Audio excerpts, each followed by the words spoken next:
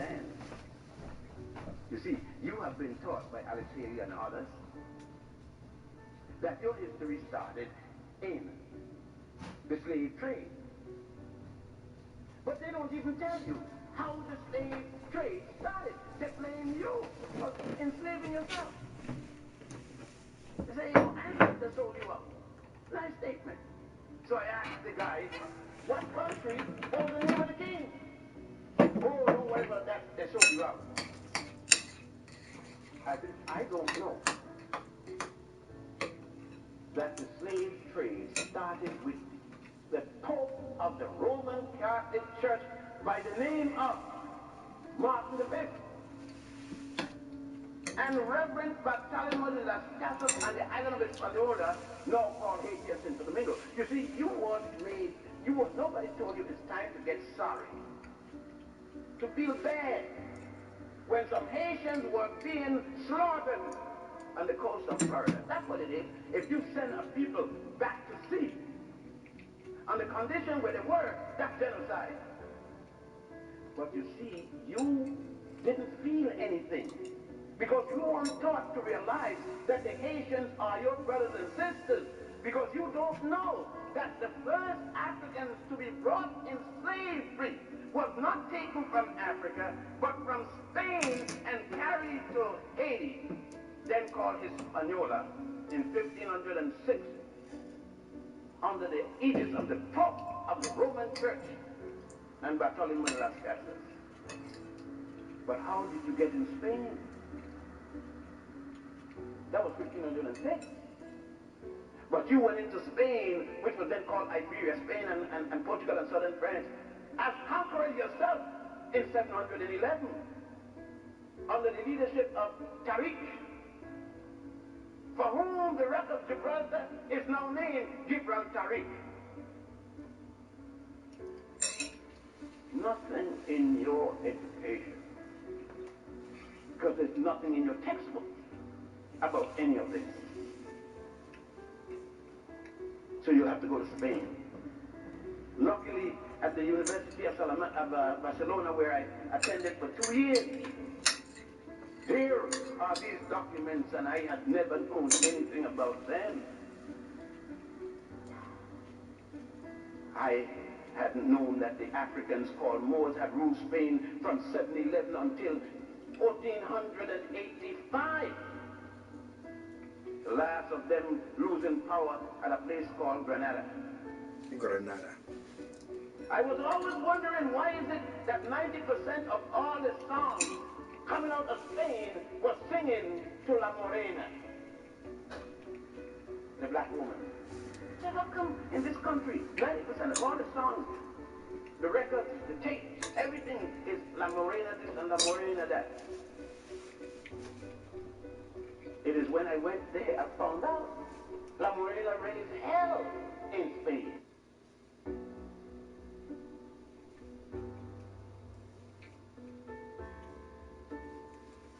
I'm about to start working on one of my own projects in a minute here, as soon as I can finish this breakfast. Once again, most of my projects go the same way. It's like I start on a project, and then I'll get a commission and have to put my own projects to the side. And so in the course of doing this one project, I actually had to complete 2 commissions. So I've been working on this one piece for a while now. Oh, excuse me.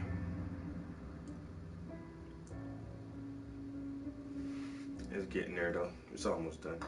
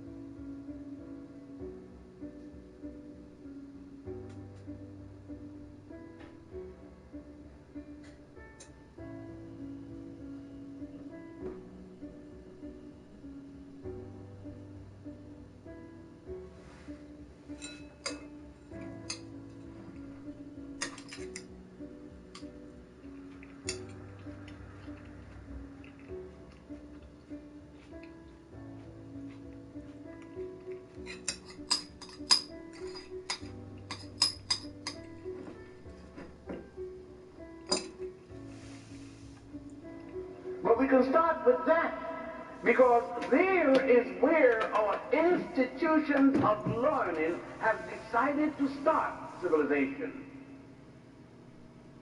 Yet the Greeks are only here from at least 1,000 before the Common Era, or before the Christian era, as you would prefer to say.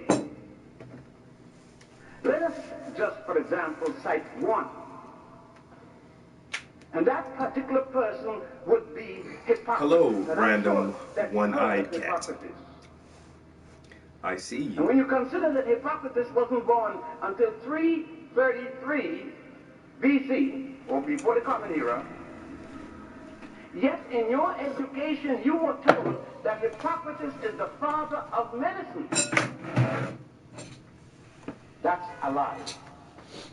There's no way that I can say about it other than it's a lie. A lie is a lie, whether it's in the university or in the church.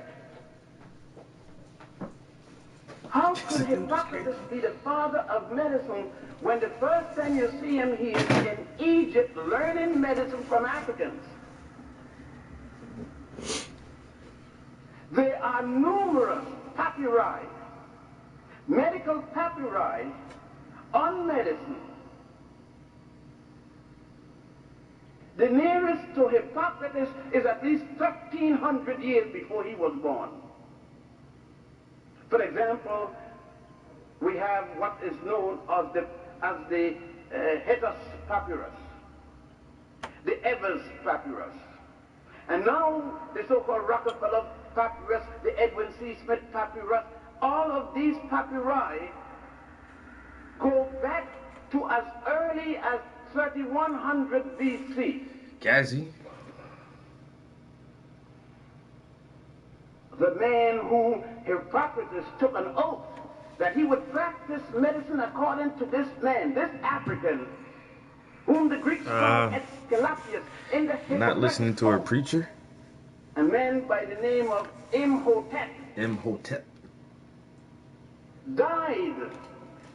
He practiced medicine. We're listening to Dr.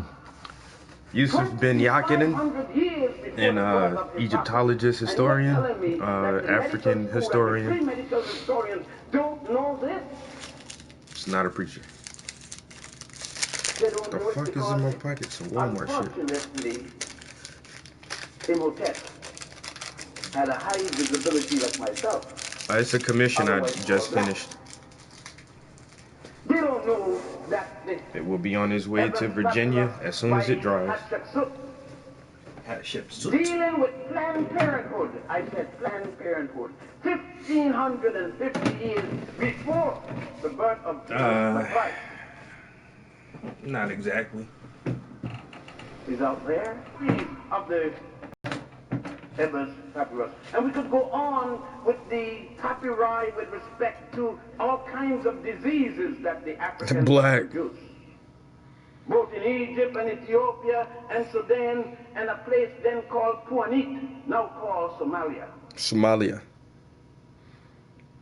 But that would be satisfactory. But let us take the kind of education that we do have. We are in a chapel. And we have been told about an immaculate conception and virgin birth. We have been told about the beginning of the world. Bin Yakinen is not Muslim. I don't think he practices any religion. By the name of Cain, who slew his brother. What's the topic? The name of this And we've been lecture told that is all of these things only happen once. And they go The back African to the Origins Old of Testament, European or Civilization. otherwise called the Torah or the Pentateuch. Or the They Torah, have name for what you call the Dr. Old Testament. John Henrik Clark We have never been was told speaking. This is that Dr. there are Ben only Yakinen. You hear of some stories from that predated them Chancellor by Williams thousands of years. and Let them- they're black historians who go through our history of how we actually advanced European civilization and gave birth and rise to European civilization from our African culture and heritage. To see the living proof. The writings on the tombs, the writings in the I guess pyramids, you what can, is called if the you want to pyramids, word it that is that way, the also origin of the white man. that is Yeah, providing or that they have not seen the because holy most scriptures whites, of the especially Africans of scholars, the Nile they want to Valley, go back otherwise to called the Egyptian Book of the Dead, or as God Greece called it and in Rome, his translation of the uh, Urabic writing, Ptolemy and the or the Pythagorean theorem and Egyptian Book of the Socrates and coming all forth these by day guys and and by say night. this is where Western In the culture temple started. of Setaiwan, for example, So who taught the at a Greeks place and the called Romans? Abydos, The Egyptians. Who taught the not Egyptians? The only is Ethiopians. Who there were the Ethiopians? the Were writings dark-skinned of Africans. The an Sumerians immaculate were conception Africans. The original 4,000 years Egyptians before the were story of Mary, dark-skinned Africans, not Arabs. Uh, but it is there who in came to picture Italy form. and France and Europe and And we teaching. can say It that the was theologians black people. of Judaism, Christianity, and Islam have never once taken a trip to Egypt, The black man came from first, whence these obviously. things were taken. The black man is the original In that same modern man temple, on you this see planet. a story Everyone of knows that. how Typhon murdered his brother Osiris 2,000 years before the Jewish story of Cain and Abel.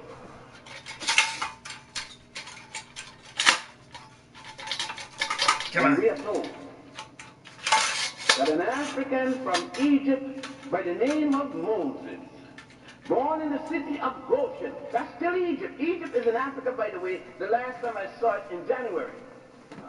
Egypt is still in Africa. This is what I'm working on You now. heard of a place called Middle East. I don't know of any place called Middle East. The Middle That's East. political jingoism. But we can find that there was no Moses on Mount Horeb in the Sinai to receive any Ten Commandments that had not Is a been given de-evolved before or written before version. in Egypt. There is a because such we could thing go as in the book of the de-evolution. Coming forth by day and by night, the Book of the Dead, and see in what is called the Osirian drama not only those 10, but So- 32 more, a total of 42, which you can also go in the temple of Ramesses VI, in the Valley of the Kings. Being trapped off in the ice age for, a couple centuries, bottlenecked the genetic pool or DNA that was reproducing in that area, and it came down to the most weakest recessive genes that were only able to reproduce. And so you kind of like step down a little bit because you contain all of the recessive genes, where the original melanated dark-skinned African contains all of the dominant genes. That's why in order to make a white person, you have to have two white people sleep together. And that's the only way you can get another white person. And if a white man or woman mixes with any other race, the offspring is obviously not white, because the white genes are more recessive than any other genes. Everybody dies. What's up?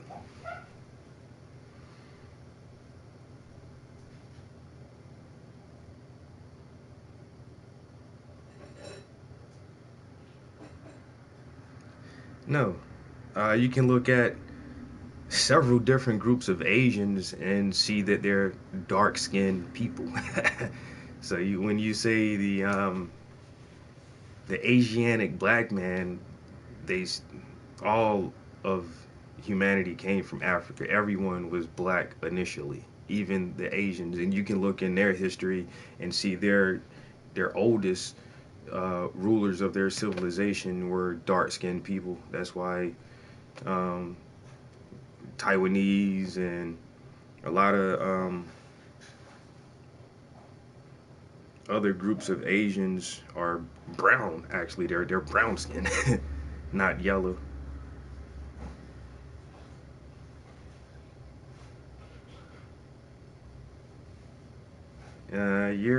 You're confusing yourself, bro.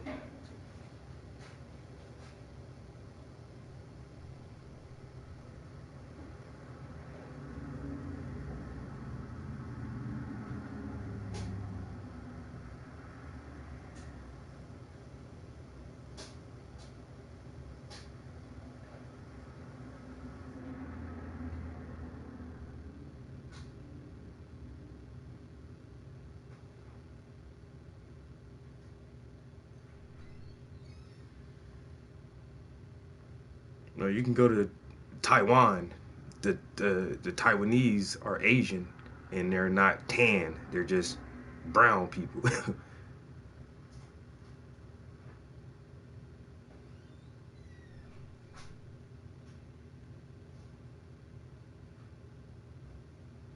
Want to take all your favorite shows to all your favorite places? With Xfinity X1, you can download your favorites from anywhere. On demand, your DVR. Oh, that's wonderful.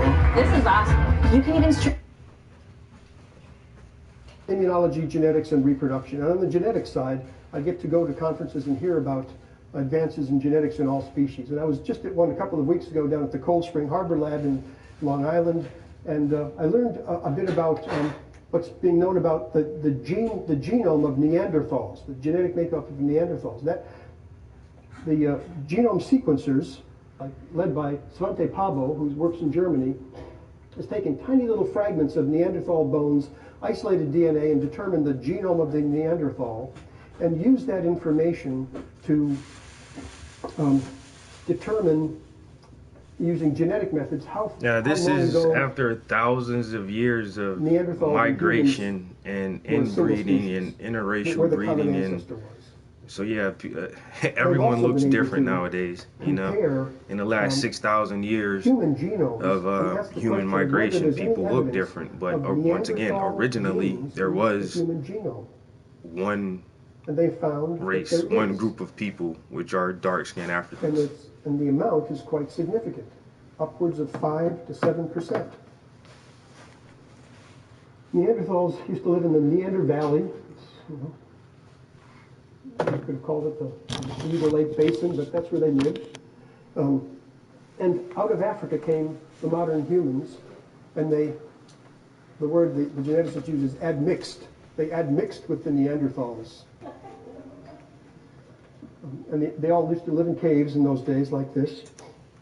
Live in caves. Came out of Africa, had mixed with the Neanderthals. This was Neanderthal territory. There was another group of Neanderthal-like creatures called the Denisovans. They lived up here in Siberia, and they have their genome has been sequenced. They were distinct from the Neanderthals. And so you can find in people of European and Asian ancestry evidence of about 7%, 5 to 10% of your genome is common with that of Neanderthals. We've been separated from them for 30,000 years or so. And in some of the tribes in Papua New Guinea and those islands out there, there's evidence for a different kind of genome, which is probably the Denisovan genome. And they might have 7% Neanderthal and 5% Denisovan. So they might be 12 or 15% different from us. And in fact, the Africans who came out from Africa have no evidence of any Neanderthal genes in them. No evidence of admixture.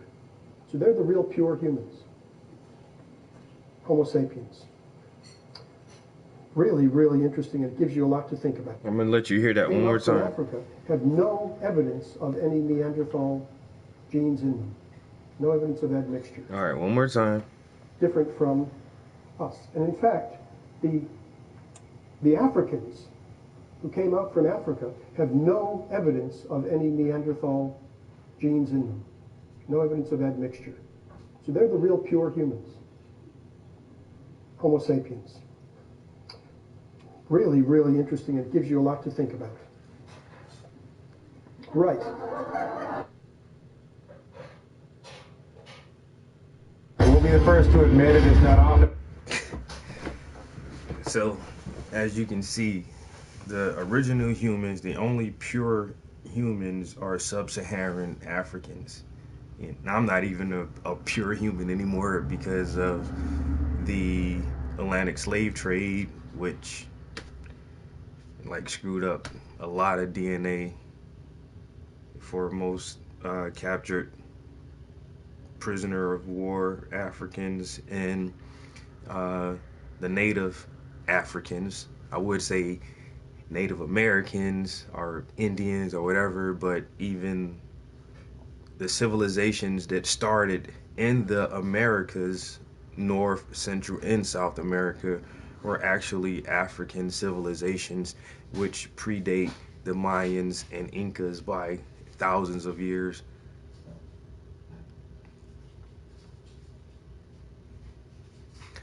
So, you can probably see now why I call my stream Art and Education.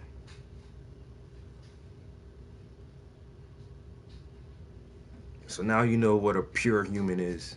A human that has no admixture DNA from Neanderthals or Devissemen.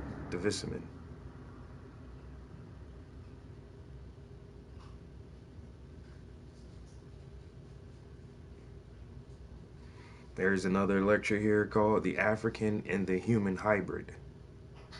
And this is research done by European and German white scientists to give you this data.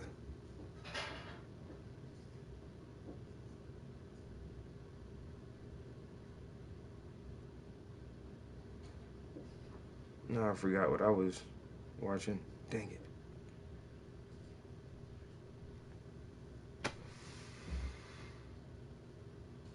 During Toyota's President's event, we celebrate American-made because the majority of Toyotas sold in America. The kings across what is today called Luxor, and in that tomb you would see the 42 listed commandments, or otherwise negative confession, 2,000 years before the birth of Moses. But they told you that Moses was taught. He was an Egyptian, taught in school in Egypt, and became a priest in the system. Could you have been born in the United States of America, went to kindergarten, then elementary school, junior high school, and never heard of the United States Constitution? It was equally impossible for Moses to have born in Egypt, go to school in Egypt, study in an Egyptian system, worship God Amun-Ra, and never once heard of the 42 negative confession, which have in it, thou shalt not kill. I have not killed man or woman. I have not made like that bushel. I have not. Moses himself is charged with murder. His brother Aaron is charged with theft. 40 years before they reached Mount Sinai, then somebody had a law against theft and against murder before you reached Mount Sinai. Where did he get it? But you won't talk anything about this.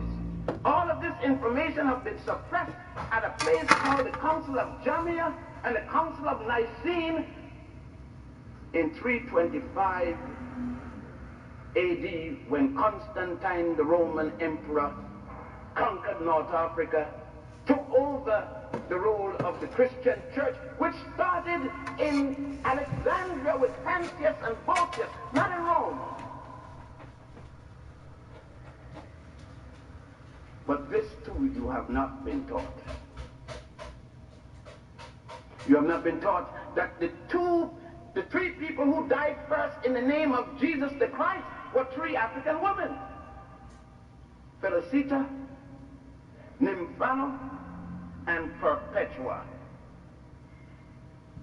Who told you that the first university built in all of Europe was built by Africans called Moors at the university, what is called the University of Salamanca in Spain? Check it out. Europe's first university. Not only the stones were put together like Blue the stones skin. in most of the building and the bricks in most of the building here. I'm not talking about that aspect of only the building. I'm talking about the educational system is nothing but a copy of the University of Djenné, D-J-E-N-N-E, of ancient Ghana, which was burnt down and rebuilt as the University of Sankore in the city of Timbuktu,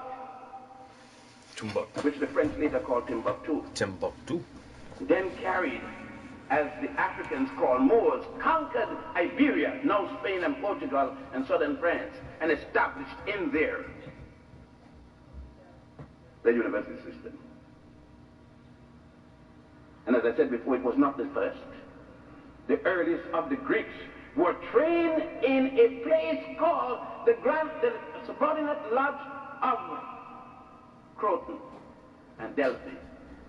Subordinate lodges of the Grand Lodge in a place called Waset, which the Greeks later changed to Thebes or Thebes. The current Arabs changed it to Luxor. Oh, crap. But did you get that? Still In can't Greek find the piece philosophy. I'm looking for. Hold on. Did you get it in Greek history or European history? None whatsoever. And how did you get Hannibal Barca and his father Hasdrubal Barca and his brother and his father, rather, Hamilcar, his brother Hasdrubal? How did you receive it in the educational system? How did the textbook show it? It showed it as they were not Africans. What they said is some Phoenicians came from Phoenicia, and Carthage, which they later called Carthage, was in fact a Phoenician country. 80 people came from Phoenicia with a woman named Elisa, which Virgil called Dido or Dido in his little play about it. And those 80 changed all the Africans into Phoenicians. And thus we are taught that the Africans of Carthage were in fact Caucasians. But I accidentally went to Morocco, accidentally,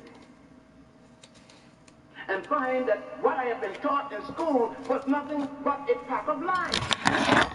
Because I then went into the temple, I then went into the museum and found that it was totally different. But then I went on to Italy, in the Medici Museum,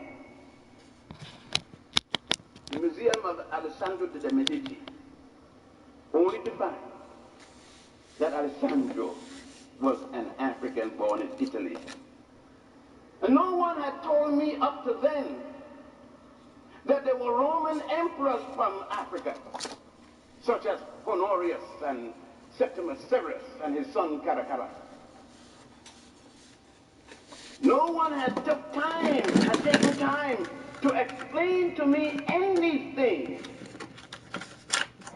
about the Greeks coming to Egypt and to Nubia and to Ethiopia, depending on who they were, to receive their earliest education, those who had not gone to a little colony, a little enclave in what was then called Lebus, now called Libya, to receive their first glimpse into education taught by us. So in my further examination, I was dealing with 3.14. All of you here in engineering knows what it's supposed to symbolize. They say it's 5.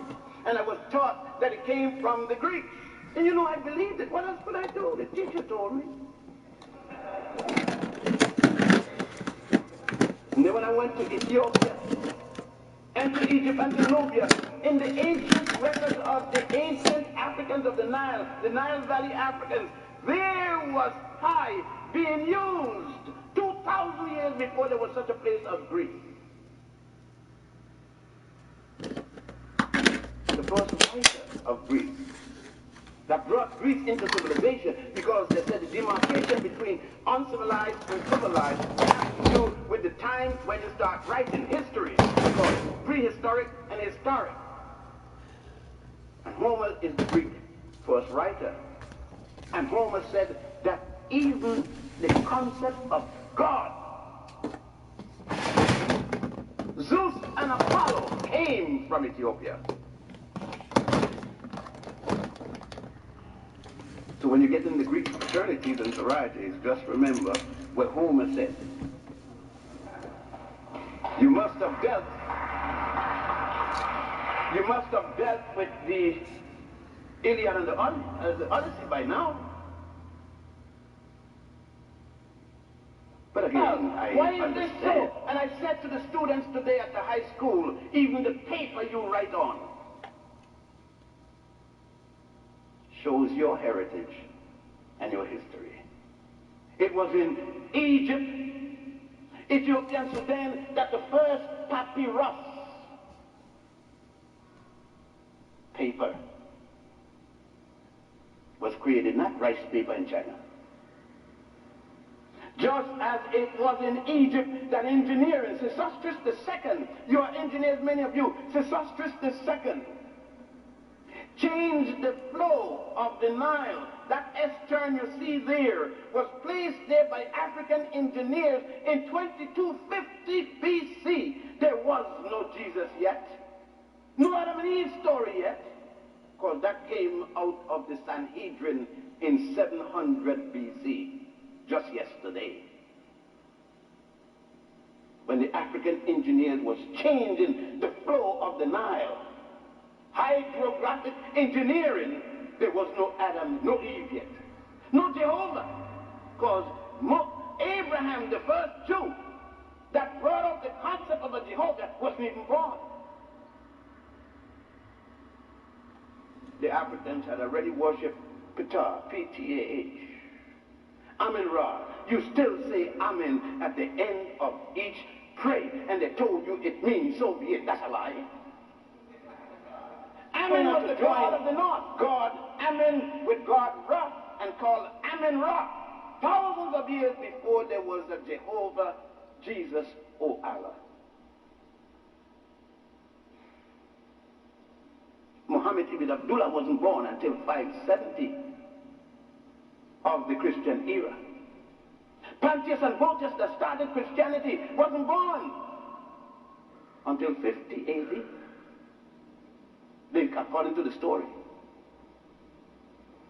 And Abraham, who started the concept of a God named Jehovah and Adam and Eve's story, wasn't born until 1760 BC. The Africans of Egypt and Ethiopia and Nubia were already in their 13th dynastic period.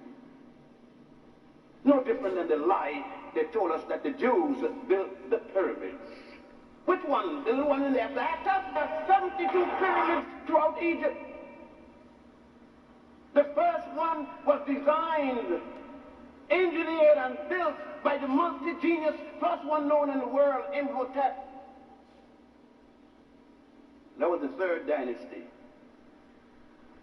The last one was the 6th dynasty, and the first Jew wasn't born until the 13th dynasty. You can't see, they know that when the Africans were built, made their first calendar in 10,000 BC, 10,000 BC, called the stellar calendar, and revised that in 4100 BC, the so-called pre-dynastic era. Where was Greece?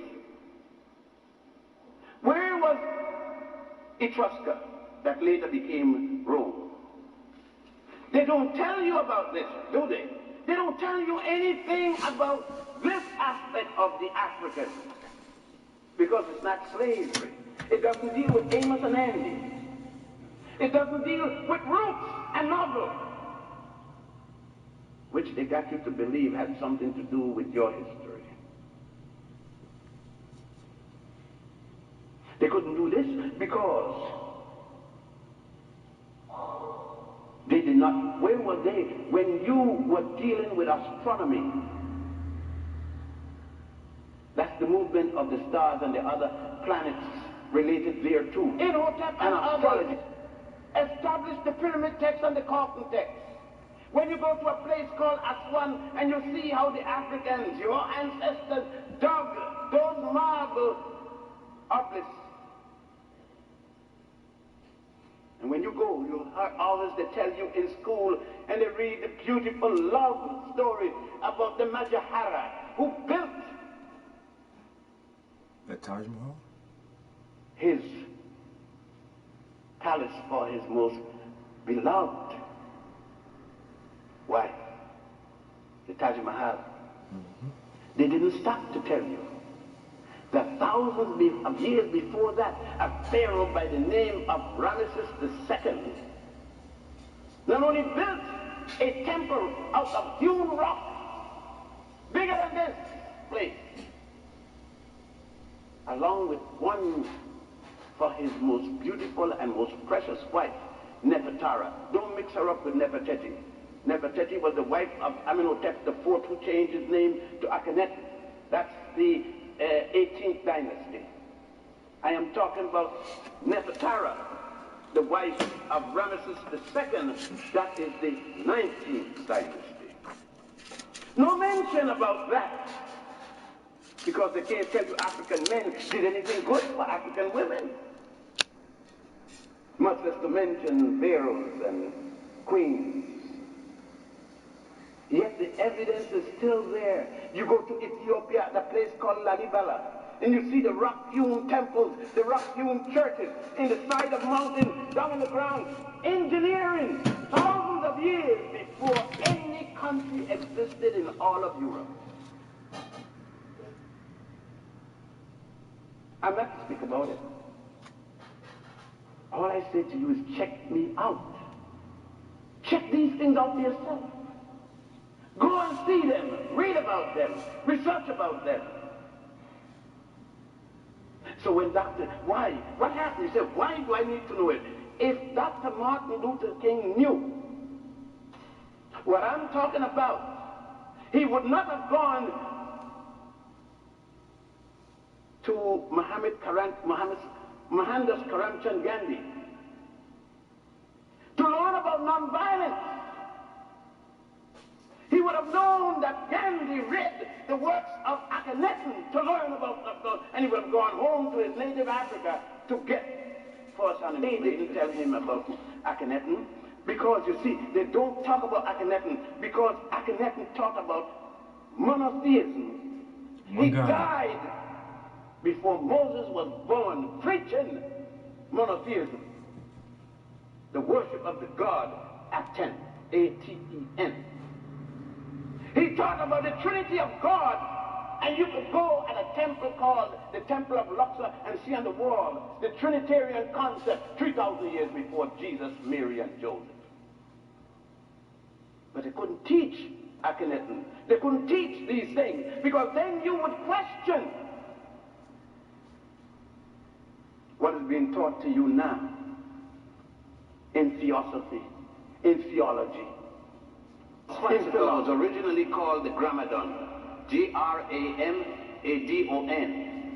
You will see Gramadons at the bottom sole of Buddha in Buddhist temples.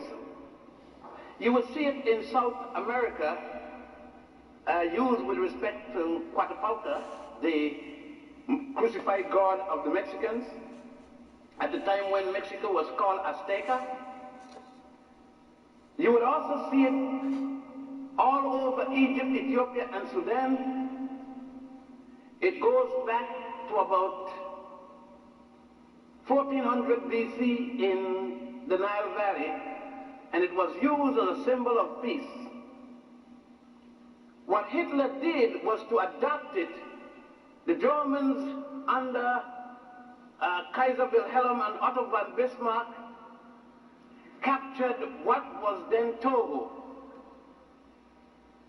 At a time when the other European powers and Great Britain, with the help of the United States, was conquering all of Africa, from 1830, when France invaded Ceuta, to 1884, when they the Berlin Conference, all of the lands on the coast and gave Congo to Leopold II. It was then when Germany was fighting France for Alsace-Lorraine that the Germans realized that they weren't getting part of the action, went into Togo, took over Togo, and it is then that they adopted the eagle, the iron eagle, by the patron saint of Germany, an African by the name of Maurice. What's good, bro? Which they call Maurice of Aragon, along with the symbol that Maurice used as the bishop. You would notice if you go to the Museum of Natural History in New York, you would see a Togolese garment from the 14th century with the Gramadon and the Iron Cross and the eagle, which the German adopted from their colonial underlings. So when he says Gramadon, he's talking about the swastika. The educational system of the Nile Swastika is older than Hitler, man. It's a fucking ancient African symbol of. It's like is that the eternity symbol. You know, our infinity, our eternity, the figure 8 kind of symbol. That's kind of like what the swastika represented: eternal peace, cycles, and things like that. To train an educated man who left with the title priest. So within that 40 years, he learned everything there was. And as such, he even influenced the Pharaoh because he decided most of the things the Pharaoh had to do. Thus, engineering, law, medicine, science, mathematics, everything was done and taught in the mystery system. And those students coming out of the mystery system were sent around the nation to be the teachers. So the mystery system was the educational system of the entire Nile Valley. Not only Egypt. Egypt became the zenith of what took place, the high cultures along the Nile. And so that's how the mystery system. Now, in order, like any society, there are a group of elite within the educational system. And they became the elite. Thus was necessary for them to have, quote unquote, passwords and so forth to maintain secrets amongst each other. Because education, believe it or not, is not for the masses.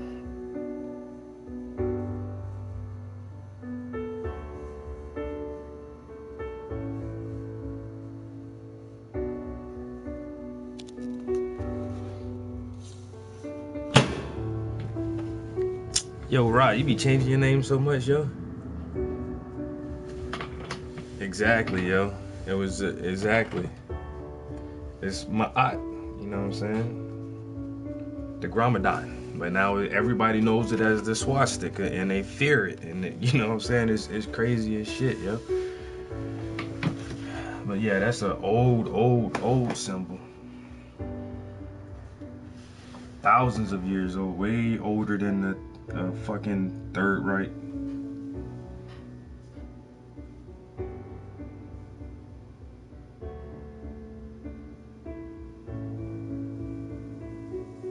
But this is how we've been miseducated, you know? Highly, deliberately and systematically miseducated.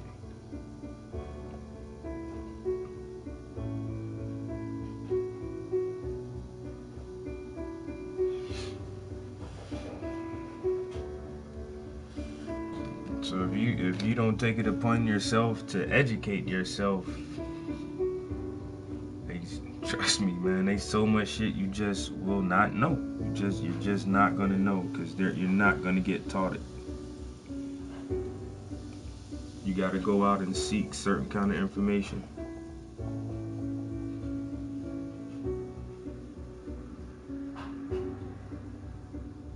And a lot of online research is pretty cool, but now I use online research to order hard copy written books with the information, because facts and shit can be changed in a digital format. You get the books, you can't really change books, especially older original prints, because some books do go through reprinting where it's slightly edited or whatever.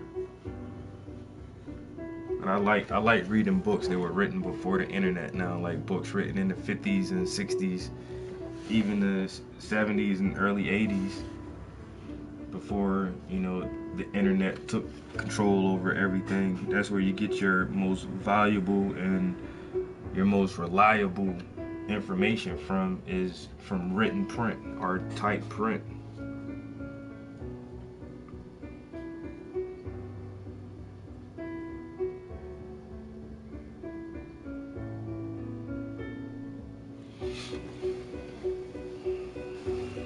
Got them new news on. What? Got that New Balance. Alright, let's see. Got them new news.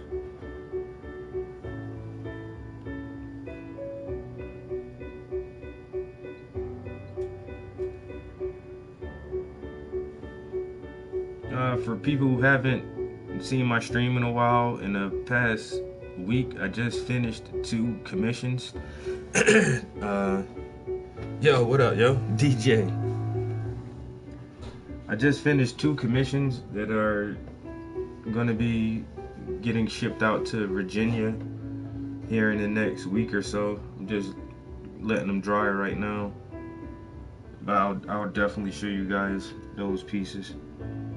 I like them both, yo. They're so dope, yo. Both of them are really cool pieces.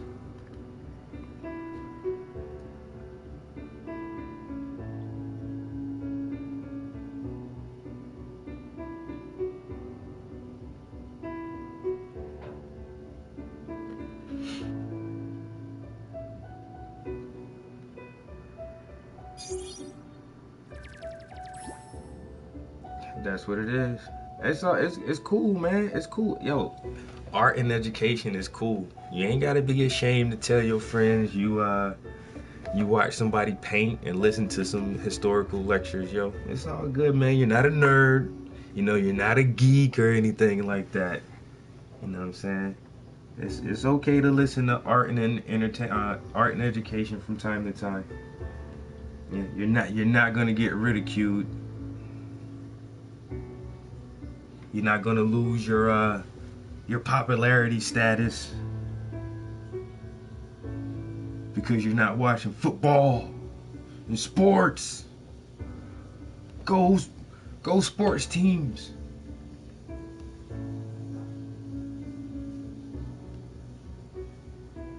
You know, it's okay to, you know, diversify your entertainment.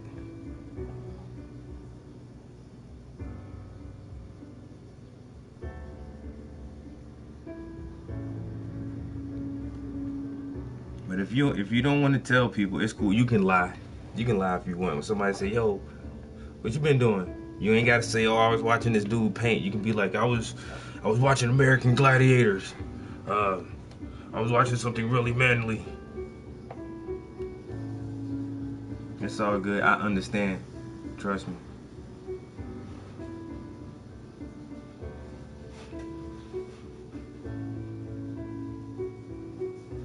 The hypocrisy of it all.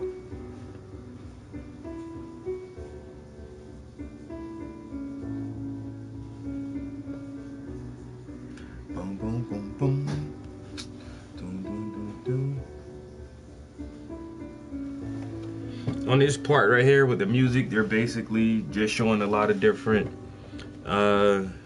Renaissance art and older art that actually reflects African history and their contribution to Italian and European culture, showing coins from the Roman rulers that were black and had their faces on coins, going through different museum artifacts and things like that, just to show you proof, like, you know what I'm saying, we had a great deal in shaping current civilization from prehistoric times. We've always had a hand in shaping culture and just pushing the human race farther. Made hundreds of contributions, thousands of contributions, which were not really acknowledged for, which is a shame. But at the same time, you know, the control system that's been erected and has been in place for several thousand years doesn't want you to know the greatness of your history. History is very strong and powerful, and if people knew how strong and powerful their history is, they would not easily be placed in a subjugated situation. And so in order to subjugate people and control them, you have to wipe out their history, erase their history, and tell them who they are, and not allow them to know exactly who they were before subjugation. It's a tough process, but it has been done. come the movement, even when the Egyptians are defeated, their ideas and sciences enter Europe. And then come all the movements we found Taharqa, the Sudanese pharaoh. When I was reading about the Mohammedan dynasties, I found to my astonishment that in Spanish history it was mentioned how a black pharaoh, Taharqa they called him, who was both a head of the army and later became a king of Egypt and Nubia, how he came in with a garrison into Spain. And they found cartouches, the signature of some of these kings, from the Shishongs to the Osorkans, that are found in Spain, and some Egyptian influences and some Spanish villages. And then came Hannibal, that's another invasion. Hannibal, and for a long time, although there are many books on Hannibal, they just said, well, he couldn't possibly be African. Yeah, from Carthage. But I want to draw your attention to a very important essay in that book, Great Black Leaders.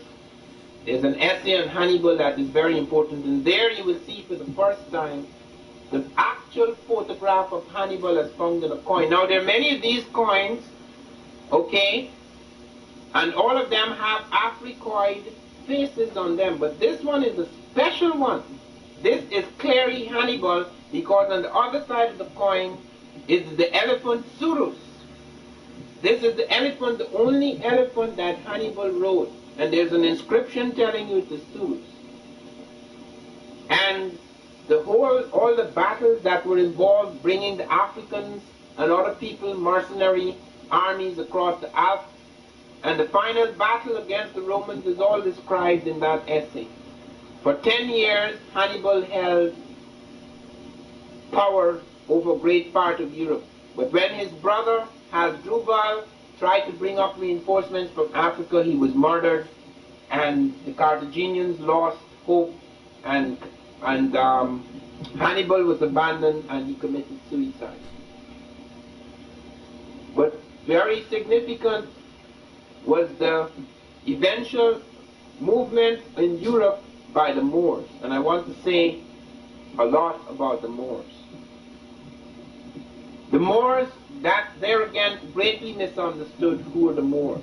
A mix of people. In the Sahara, there are people known as the Garamantes. These are indigenous black people. However, there came in some fair-skinned Libyans. They're both black Libyans and fair-skinned Libyans. These people came in, and they were known as the Tawny Moors, okay, the white Moors or the Tawny Moors, but the vast majority were black Moors, the Garamantes. Then, at first, the Arabian Peninsula was peopled strictly by blacks. Then came another group coming in, and by the time of Muhammad, the blacks were a minority in Arabia. So you have an Arabian type that comes into play. You have two types in Arabia, both a dark-skinned type and a fair-skinned type, in the time of Muhammad. And in fact, it is the fair-skinned type that runs against Muhammad and pushes him into Ethiopia. Muhammad runs into Ethiopia, just as Jesus went to Egypt. Both prophets go into the fastnesses of Africa when they were in trouble. And to find Muhammad retreated into Ethiopia, he and his disciples, and eventually charged back again and conquered his enemies. After his death, the ideas that inspired him were to spread over the world. It was to spread over the world because many of the Mohammedans or Muslims came into various parts of the world and tried to convert people. They went into India, they attacked India.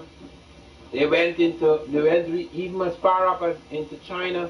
They went into Africa. They intermarried with Africans. And eventually, the major part of the story occurs around 711 AD, when an African general, Tariq, is sent out across the Straits of Gibraltar with 7,000 troops. 6,700 of them are black Africans, 300 are other types, probably fair-skinned Arabian types. I use the word Arabian versus the word Arab because anyone can be an Arab, anyone speaking Arabic. They move up into Spain, they conquer Spain. Now, if you go to Spain, you're going to find the same problem that you find with the Egyptians. They don't want to hear anything about the Moors. They don't want to hear anything about the Moors, because the Moors, as far as they were concerned, and they don't seem to understand, they don't want to go and check out what actually these guys brought into them. They don't want to hear anything about it. Yet all of our pictures of these Moors are drawn by the Spanish, because the Muslims forbade the creation of images. So when there's the surrender of the Moors, it's drawn by the Spanish. Black generals surrendering. Now, if they weren't in charge and they were not the Moors, how are they surrendering? It's like if the Russians come here and we're supposed to surrender, who do you think is going to do the surrendering? Could we surrender this country to them? I mean, it's so absurd. I mean, when you see these black faces, it's amazing. It's like this book I read when I was studying the Moors. I read this book by this English woman. A big book. For 300 pages, the Moors are fair-skinned, with straight noses and blue eyes. Then things go bad and the Moors are being pushed back. And one stage is a big battle, and then you suddenly the sentence, tremendous slaughter of the Africans. Where the hell did they come from?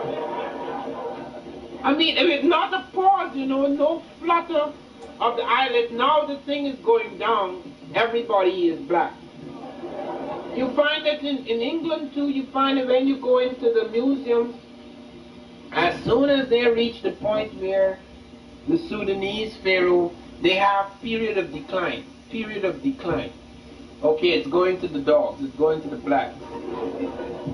And there is no, I mean, I'm telling you, this thing has become so, it's become a reflex. They don't even realize there's anything. I cannot imagine what an impact the Moors had on Europe. Greece and Rome, their glory had long faded. Egypt, Europe had fallen into a great sleep. Europe was so backward that a disease had struck and killed half the people. It was worse than AIDS. They had no protection. Roxy, what's up? Public baths were unknown in Europe. Disease spread like flies. It was unbelievable, the low level of Europe. There was not a lighted street in Europe. There was not a paved street in Europe. The kings in Europe lived in barns. Then came the Muslims. They set up these fantastic mosques. Unbelievable things. If you see them, some of them today, they're absolutely unbelievable. They introduced public baths, unknown in Europe. Public baths. They introduced public libraries. There were private libraries in Europe for the elite who read and wrote, the few who read and wrote. There were no public libraries for the people. Europe had 2 universities. The Muslims introduced 17 universities into Europe. Everything that could be found in the outer world, everything that could be brought in where the Moors had their courts in Morocco and in Europe was brought into the universities. Everything was translated into Arabic, which, by the way, was invented by Abul Aswan, an African. It's in the diaries of Ibn Khalikan, because that script was created at the time when Arabia was largely black. It was not largely black at the time of Muhammad. And there were major figures in the Muslim. The right-hand man of Muhammad was a black man, Bilal. Some people claim Muhammad was black Arab. They are to respect blacks. They are to treat them as equals. He also said the same thing about women. He wouldn't say that some of his family he didn't have family in his extended family who were black, but his right-hand man, Bilal, was black. And many of the major figures at this time are black figures. That thrust into Europe brought 4 dynasties, and the last 2 dynasties were actually created on the Senegal River.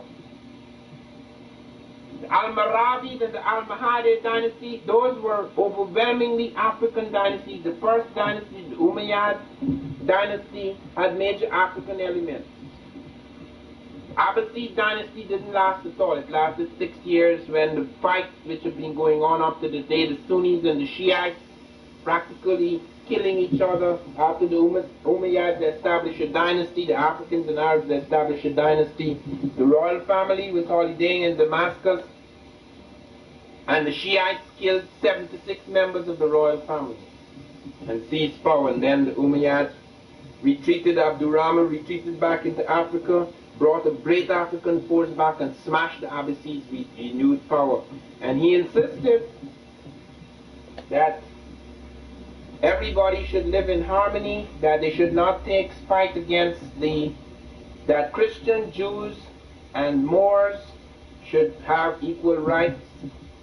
He also insisted that one thing he did insist, he did not, and this is one thing people say, well, okay, but you invaded Europe too, so what are you talking about us invading you? Well, we, the Moors, of which we are a critical part, did not destroy the legal system of Spain and Portugal, did not destroy their churches, did not destroy their language, did not destroy their humanity. So that is not the same thing. Invasion is something everybody expands and invades, but it's not natural to treat people like dogs, like chattels. That was very special. Even with the Romans, when they had slaves, they had laws governing the slaves, far more sophisticated than the laws governing Negroes, quote unquote.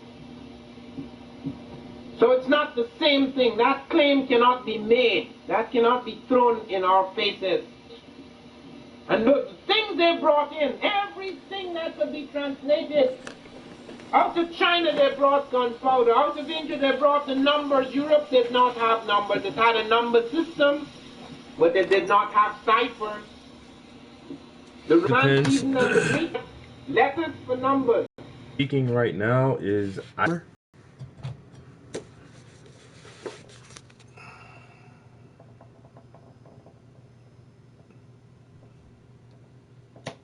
mean, you can listen to them, but they can't explain everything that they know in just a lecture or two, so it's always good to get their books. They came before Columbus, the African presence in ancient America.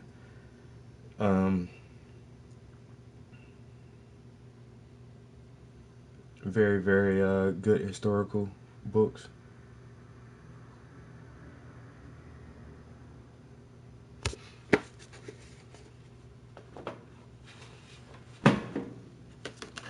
And yeah, my paintings, they always vary when it comes to a time frame. Let me turn this on real quick. I just want to blend some of this.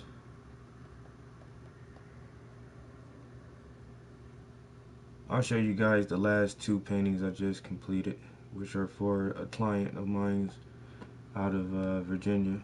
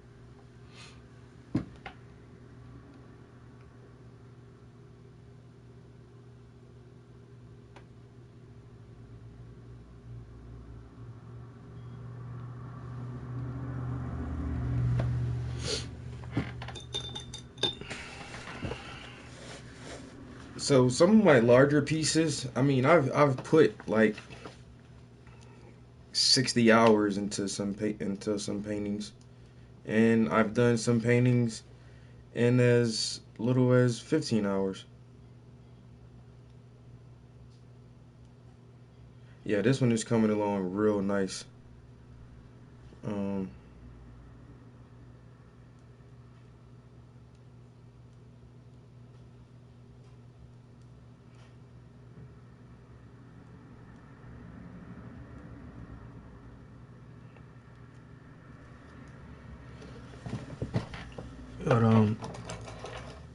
this is a really cool friend of mine,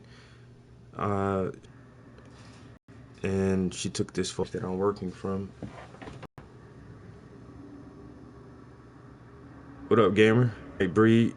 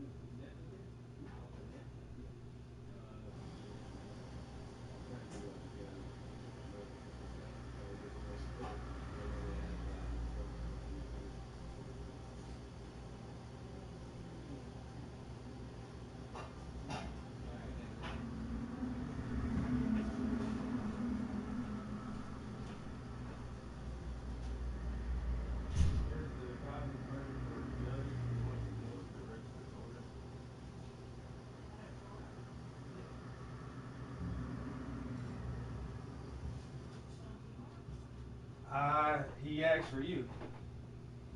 She asking for me. I guess.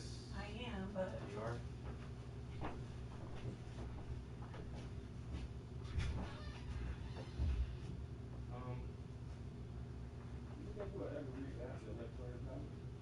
Well, that's an issue that I possibly.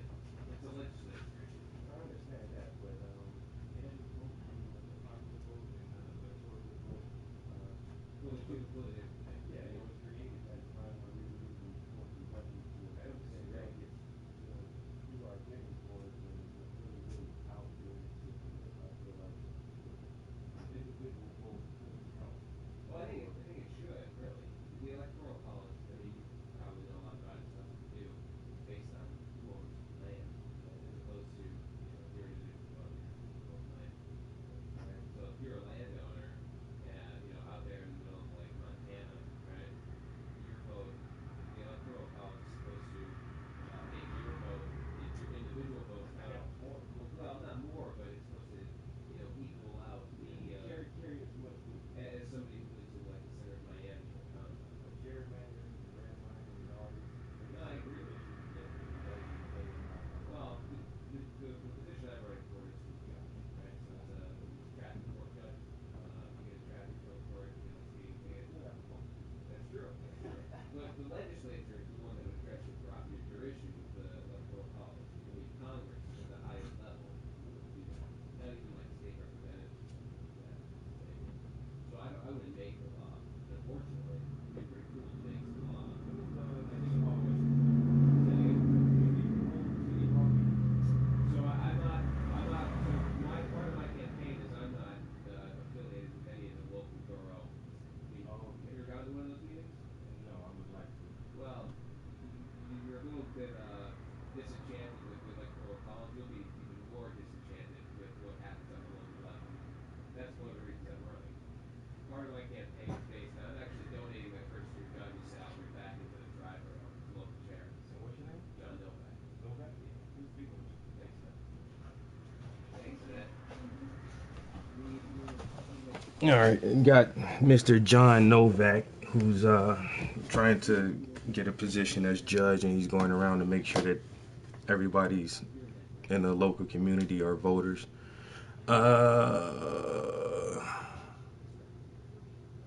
No, didn't get swatted.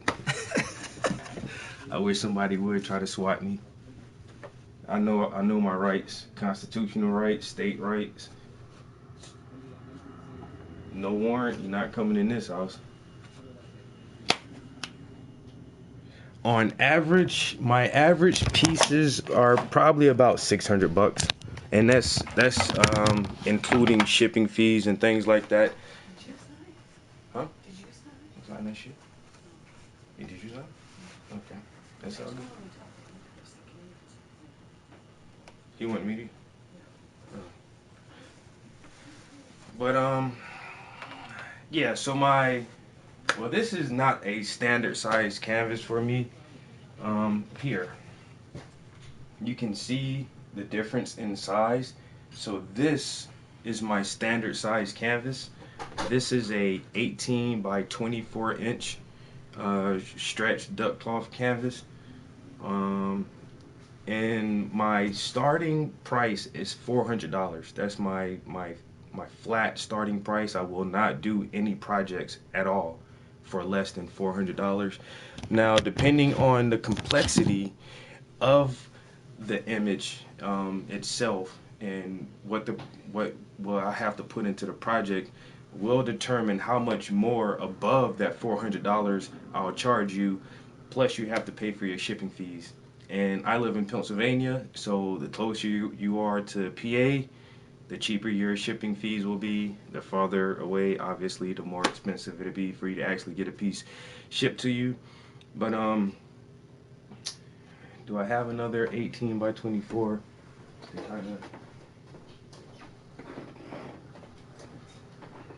So this is an older painting I did, but just to give you somewhat a bit of a contrast, this is what I would almost say is a standard $400 piece.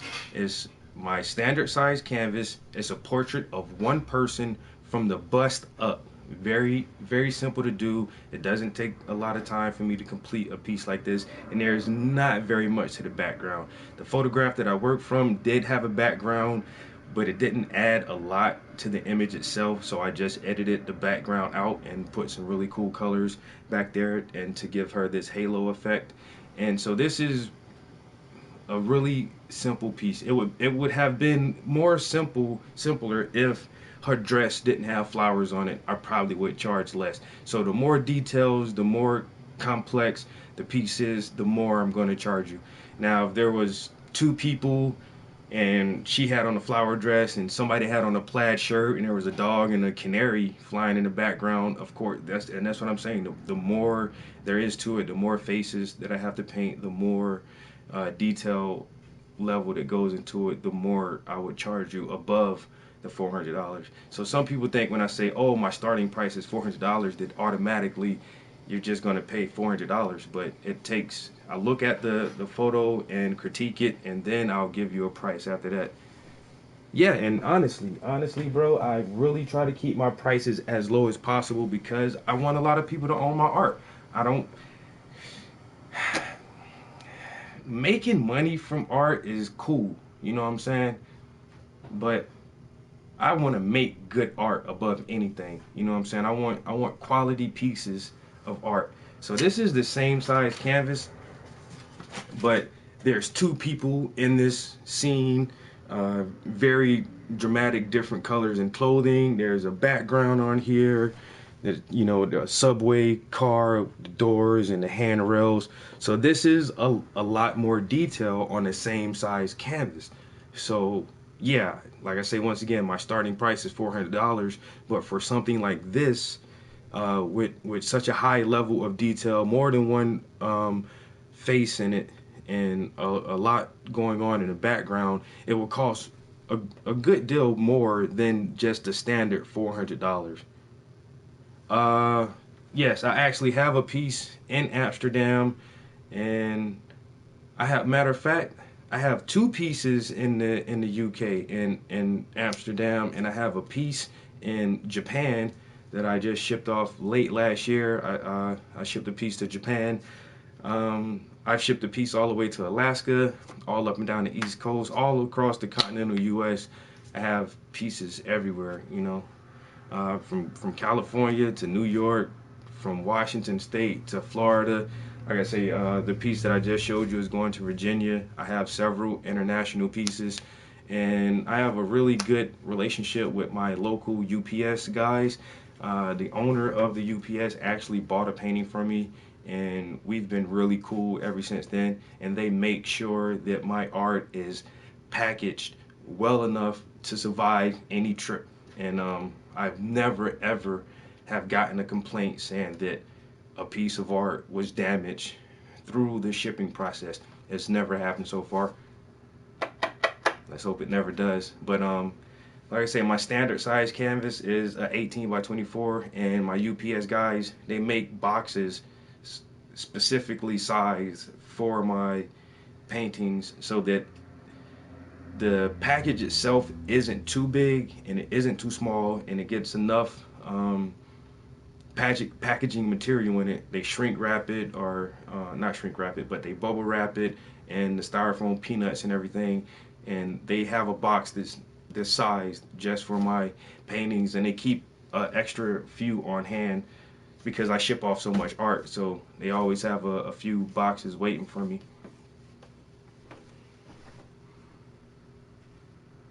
To see more of my work, you can go to my community page at Paintings by the Prince on Facebook.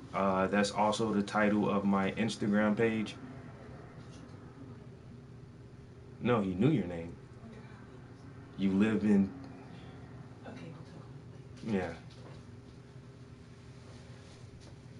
Yeah, I mean, I use PayPal for monetary transactions, and I use UPS for shipping, and it's not that hard. You can, like I say, you can friend me on Facebook at Paintings by the Prince. Go to my community page up there. You can email me, or I give out my phone number a lot. It's on my business card. You can text a picture to me, however you want to. Just get me a digital image, a digital copy of the image. I print the pictures out my own end. And I don't charge for the printout of the pictures because this is just like a few bucks. It doesn't make a big deal. And some people are like, oh, I'll send you a picture. And I'm like, I really don't want you to send me a picture because my pictures get damaged. They get paint on them. There's paint right there. They get crumpled sometimes. So I really don't want your own personal original copy of any photograph because you're not going to get it back. So just send me a digital image. I'll print out my own copy of the photograph and work on your painting. I asked for a $200 deposit to start. Once the deposit hits my bank account, I'll start working on the project. As soon as the project is complete, I'll ask for the remaining balance, and I'll get your zip code or mailing address. I'll call UPS and ask them how much would estimate fees be to ship whatever size canvas to wherever you're at, and I'll give you that information, and it's a very, very simple transaction. But yeah, Paintings by the Prince. Joey, I wish it was my job, bro. I work a regular job in a factory. I work 12-hour shifts, 4 days on and 4 days off. But the 4 days that I have off of work, this is what I do. I take my passion and try to turn it into something where I can subsidize my pay. And even if I wasn't streaming or if I wasn't selling a lot of art, I would still paint. I just love to paint, you know, and that's just what I do. Some people want to pay me for it. That's awesome. If nobody wants to buy my shit, I'm still gonna paint, you know, regardless. Like, I have tons of art just around the house. It's just my projects. Like this project, this isn't for anybody. I'm just painting this because I want to paint it. You know, I think it looks nice and it's mine. If someone wants it and you're willing to give me what I want for it, you can have it. And if nobody doesn't want to buy it, I'm not going to get mad. I'm just going to keep it and look at it and admire it and enjoy it myself. You know, I have, like I say, I have tons of my own art around the house that I just like to look at because I did it. I'll show you the other commission that I just finished. Now these two last paintings are going to the same person. This guy actually commissioned these pieces for me. So he wanted a portrait of himself. I think he's a Raiders fan. He might be a Raiders fan. I'm not sure. I'm not sure about that one, yo. He might be a Buccaneers fan. So he wanted a portrait of himself, and this is his mother, believe it or not. So yeah, that's the VR. Yo, I was playing Resident Evil last night.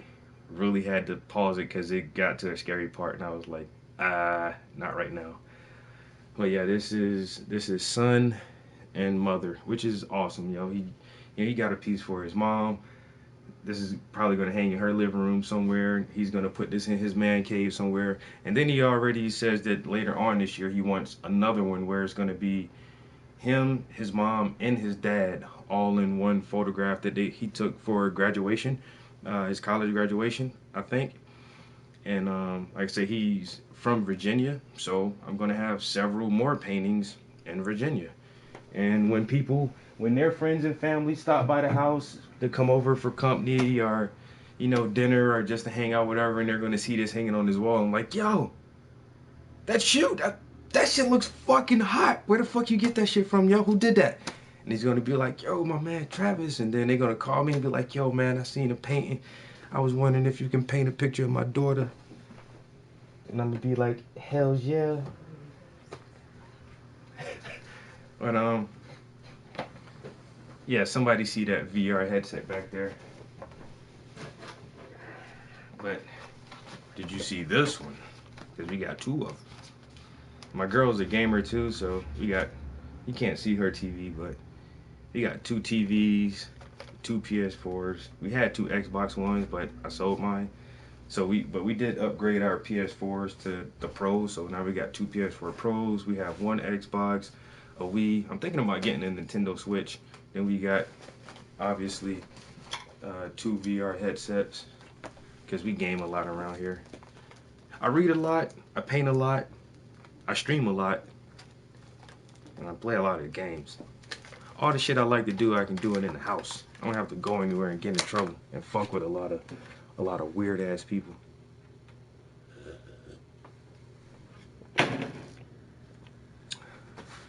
Woo! Damn. I'll show you one of my last pieces that I did for myself.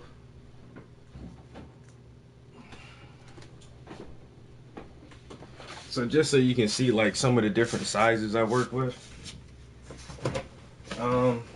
And most of the time when I do projects for myself, I do them on larger canvases because I pay for it.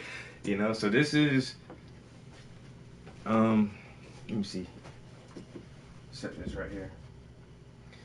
So once again, this is a commission, which is a little bit smaller than this project that I'm working on. Like I said, this is just a project for me. So clearly, like, my project is on a bigger canvas. That's why my paintings cost more. I guess that's why they don't sell that much. But so yeah. So one of my projects here is obviously larger than my standard size commission canvas.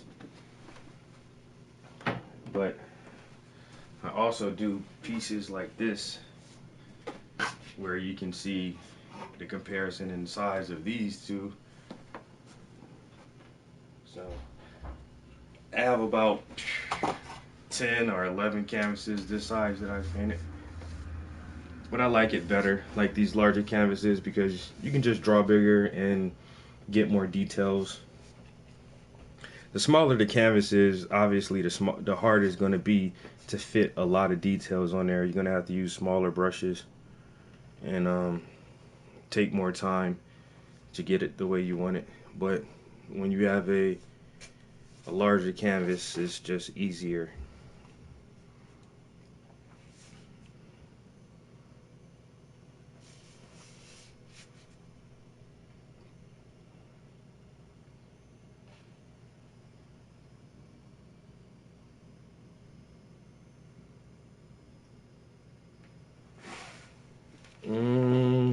Do I smoke the kush? No, I don't smoke, bro. Sorry.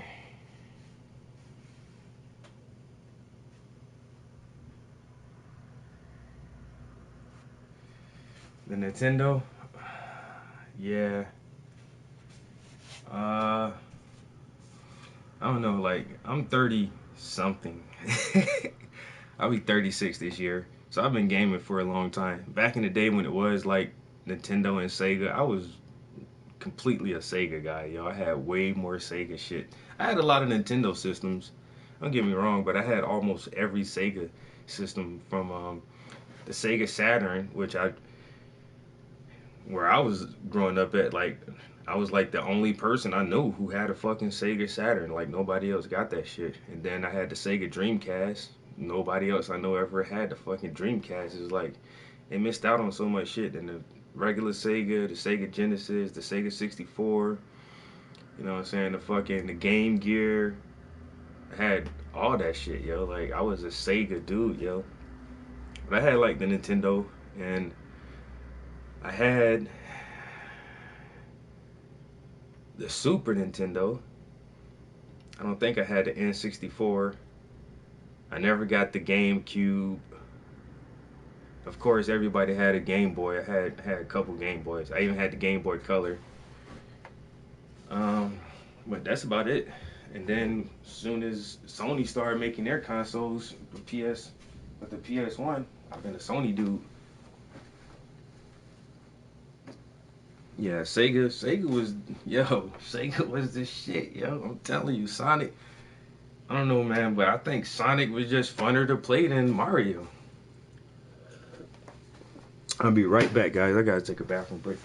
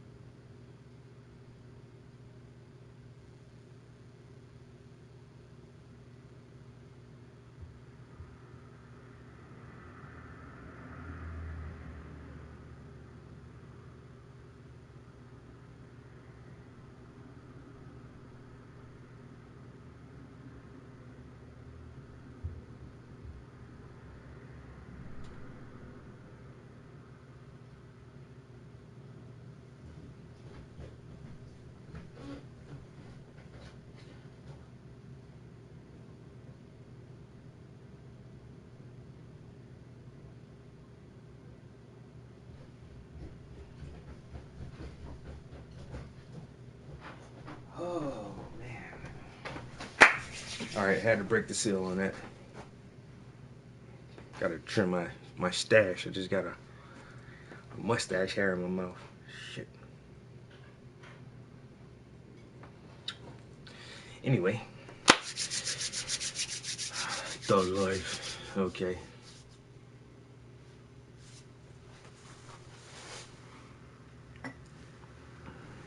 Michael. Oh yeah, these are, yeah, it's just a little bit of my art. Just a little bit of it.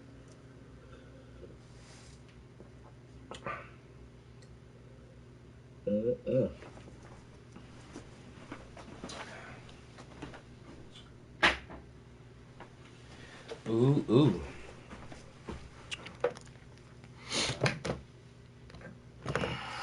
Yeah, we were listening to some Ivan Van Sertima.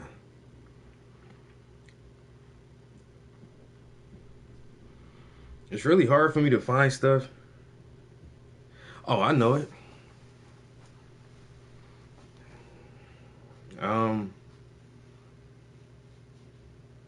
Future. It's really hard for me to find stuff to listen to now that's entertaining for me, because if you listen to anything that's copywritten, YouTube will mute your video. They will mute you.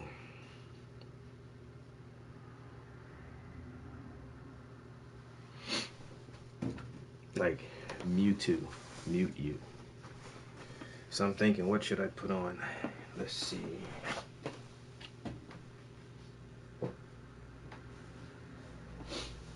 Oh.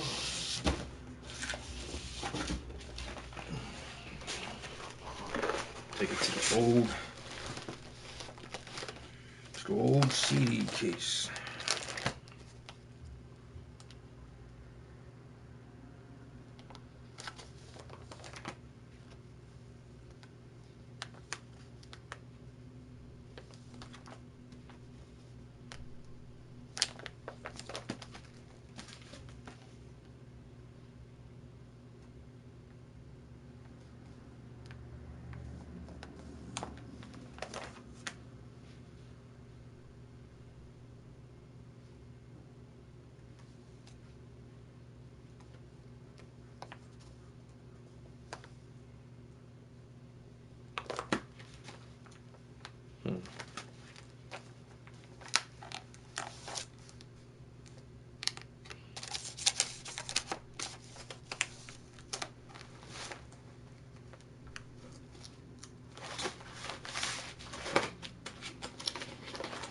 Thanks, Sophie.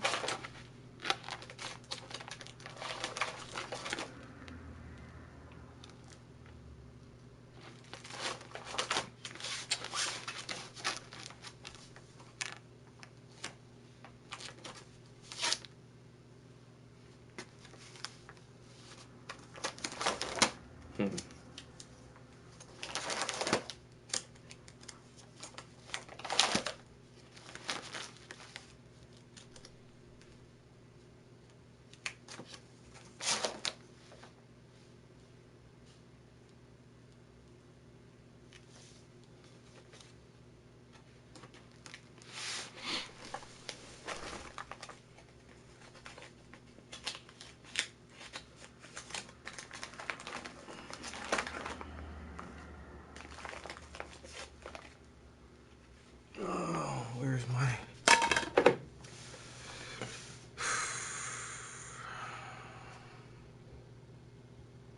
What the fuck is wrong with you, Reese? Holy shit. This guy. This guy, Reese, is... He's one of those people.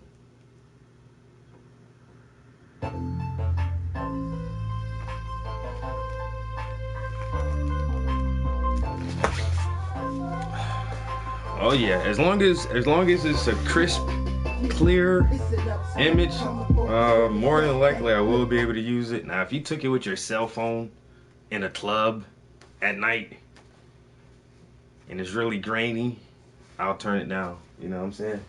I turn down a lot of projects because the quality of the picture. I need a picture that's crisp and clear where I can see details, and this one is like borderline because the camera's so far away from her. But it's kind of borderline.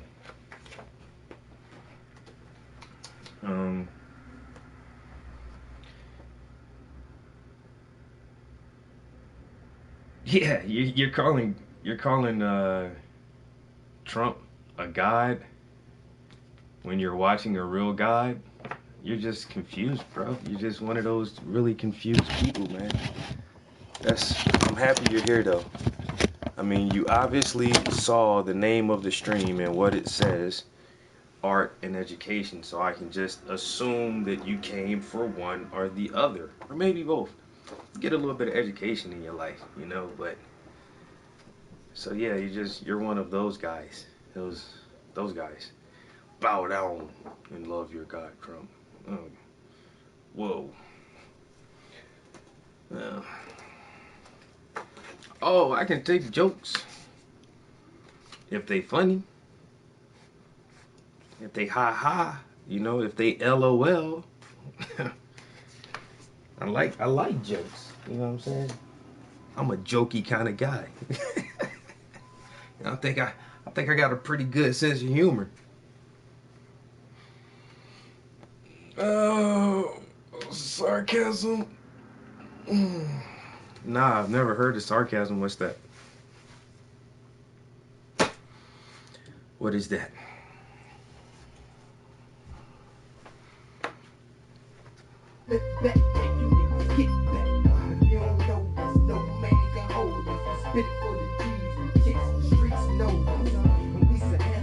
Alright, I got you. I'll check that. Matter of fact, I'm that kind of guy.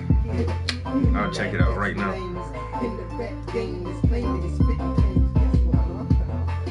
Best kept secret, my flow started leaking, defeating any nigga trying to get a piece of it. I rap style is legal, don't make it forget it. Get a gun skits at you, hustle all night on a no sleep status with a gun on the low like that nigga been lacking. Looking out, watching out for the popo, crack like Bruce things follow they nose. If it's hard that they won't, they say Lego. Yes, we got money to burn, just call it Play-Doh. 18 months of South, this is the mixtape, the hottest CD that's out. You can't deny it, you fire. You don't wanna try us, and killers moving silent, so fuck you, cow. This time before we get it poppin' like rubber bands. I haven't found another team that's better than nope. It's that comic book movement, I move with. Move or get moved, man, I move with this movement. You want it in black and white, I mean, I definitely can do it. It's nice. It's a good photo. It was taken professionally with a camera, like a real camera.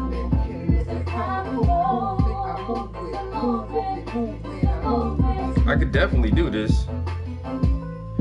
Only thing the only thing I see is that a lot of her body is chopped off, and it's not centered. Like the top of her head is chopped off, her hands are chopped off. Like someone, is this not the original photo? Like it looks like it was heavily cropped.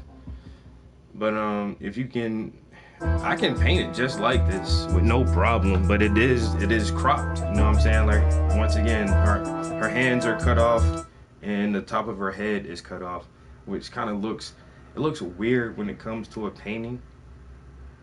When the top of the head is missing. But if you absolutely love this photograph and yeah, I can tell it's been heavily cropped. Send me the original.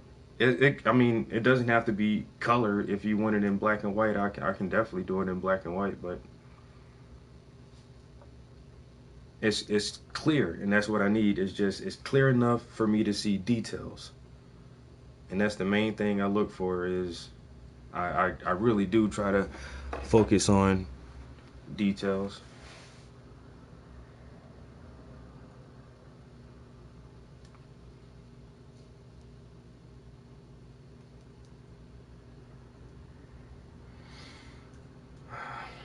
Come on, Kyle, don't get mad, man. Don't get mad. You watching my stream, bro. How you come in my stream with corny jokes and then get mad at me when I point out the fact that your jokes are corny? Like, I don't understand it, man. I don't understand it, bro. So he tells me to go consume a penis. No.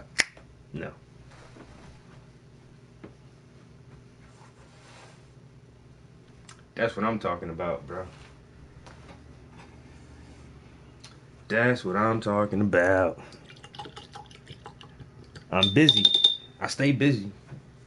But I'm not busy enough to quit my job yet. That's the goal. That's the ultimate goal. Is to be so busy with my art that I have to tell my job to go fuck off. I don't need this shit anymore. I don't have to take this. I'm going home. Yeah, that's the ultimate goal. That is the ultimate goal, is to tell the job, stuff it. Stuff your job and your payroll checks up your hiney. Because I'm self-employed.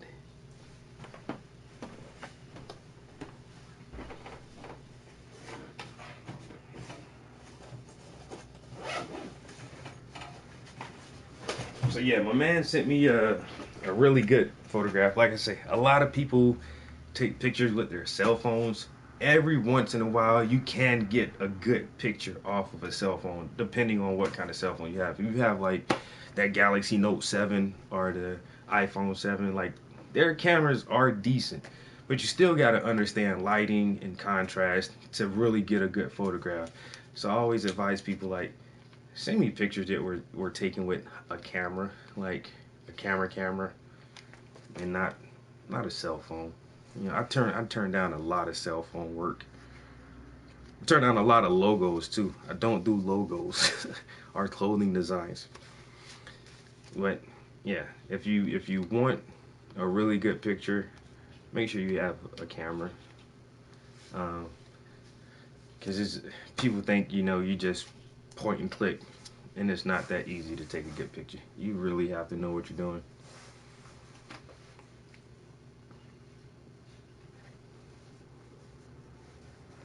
Oh yeah. No problem.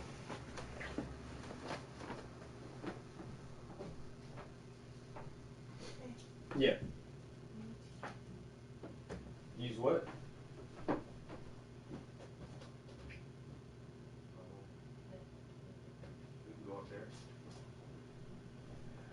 they got something else on sale. Man, my girl just found some not Hobby Lobby, AC Moore's. I get a lot of canvases from AC Moore's when they're on sale, but she just found some coupons in the paper for 40% off of a regular priced item. So that means I'm gonna go use that to get one of these bad boys, because these shits are like $65, $70. Take 40% off of that. You know what I'm saying?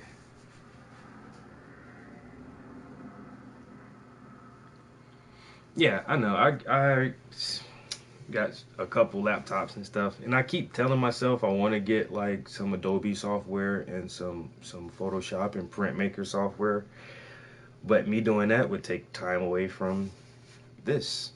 So I gotta stay in my lane. You know what I'm saying? I think I know what I'm good at, and I like painting.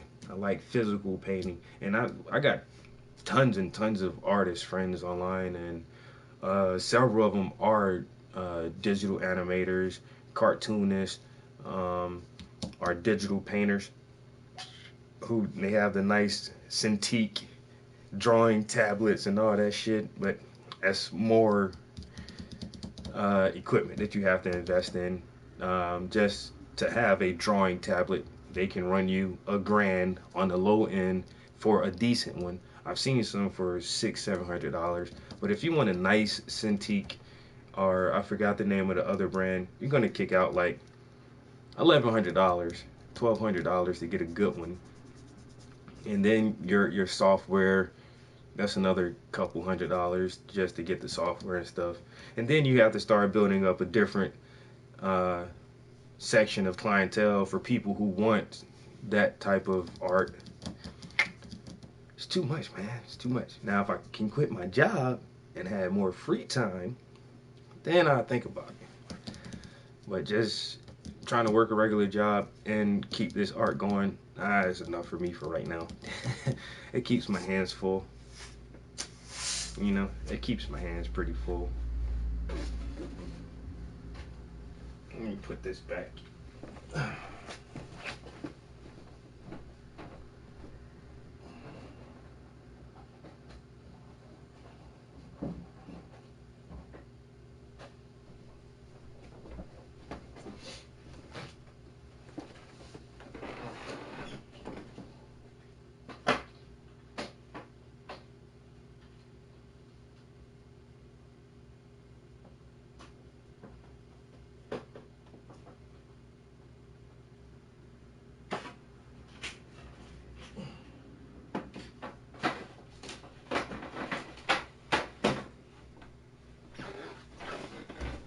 All right.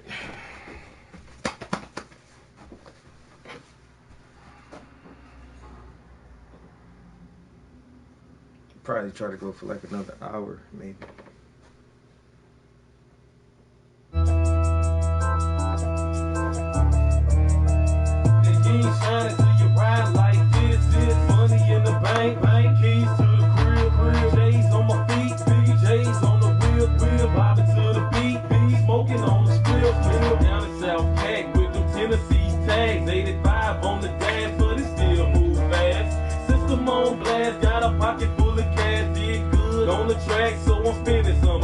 Like my niggas do it big shit, I'ma blow a stack. It's the ball get laced from my J's to the hat. Damn right, I think they like that. Matter of fact, they loving it. Keep it gutter like no other when I'm thugging it. Purple paint, tan top, jelly, peanut butter wheel. Put the soda in the pot, watch the peanut butter wheel. Watch that peanut butter flip when I get my hustle on. Watch out while them boppers get when they think your money long. I tell them my money gone. I just got a couple dollars and some keys to a home that cost me a couple dollars. Never been a flosser, I ain't got a why bother. Catch me swerving side to side in my ride, Bobby Collins. Yeah, you ain't shining till you ride like this. This money in the bank, keys to the crib, shades on my feet.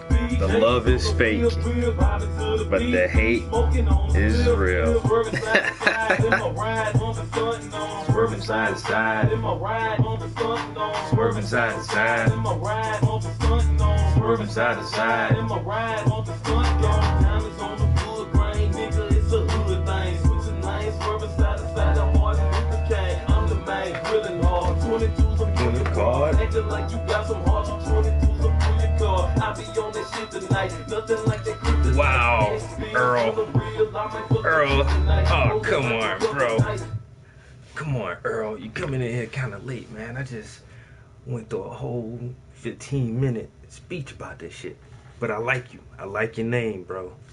You know what I'm saying? So, this isn't... Damn it. I have to get back up again. Earl, you better, like I said, man, you better be like I like you, bro. You my homie now. I'm trying to tell you now. You my homeboy. So, this is a standard size canvas I use. Oh, come on, camera. Don't act like that. I'm trying to show Earl something, man. Oh, yeah. The camera's gonna act all bitchy. The camera's gonna act all flim-flammy, flip-floppy on me. You know what I'm saying? As soon as I want to do something. So, this is my standard size canvas. This is an 18 by 24 inch canvas. And my starting price is $400 for any project. I don't take projects for less than $400, period. Now, that being said, depending on the complexity and level of detail that's involved in the project will determine how much more above the $400 I'll charge you, and you have to pay for your own shipping. So the easier a painting is, the closer to the $400. The more elaborate and more detailed, the more complex it is, the price will go up. So it's easier for me to paint just one person than it is for me to paint 3 people.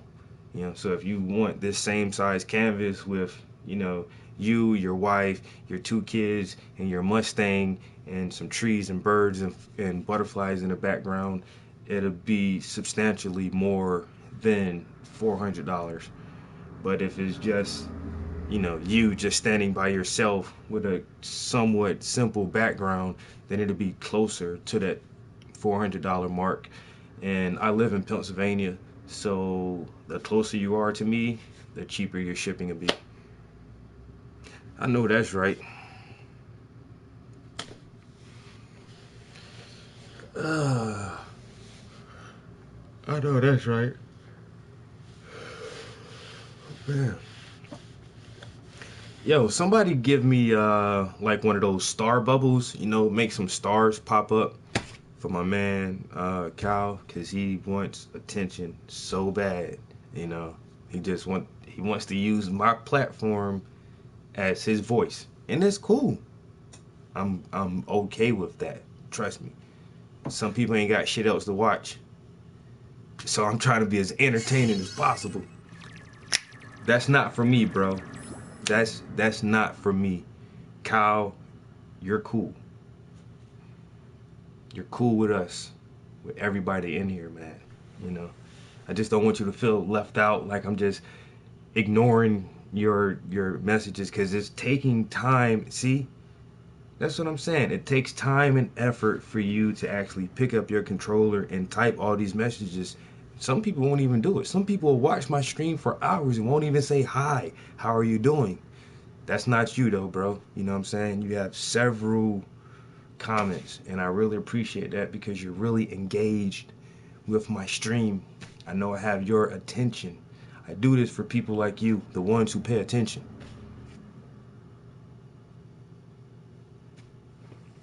Yeah. Yeah.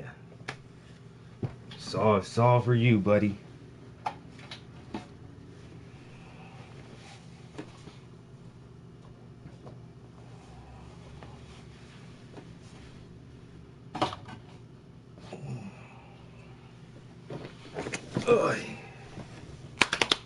Back to these New Balances. I need some orange. I'm pretty sure I need orange. 420. And them Kush nugs. That's what I'm talking about. Get them Kush nugs. Where are my colors? Oh, my colors are right here. Let me crack one of these bad boys open and We're gonna need some. Yeah, we're gonna need a little bit of orange.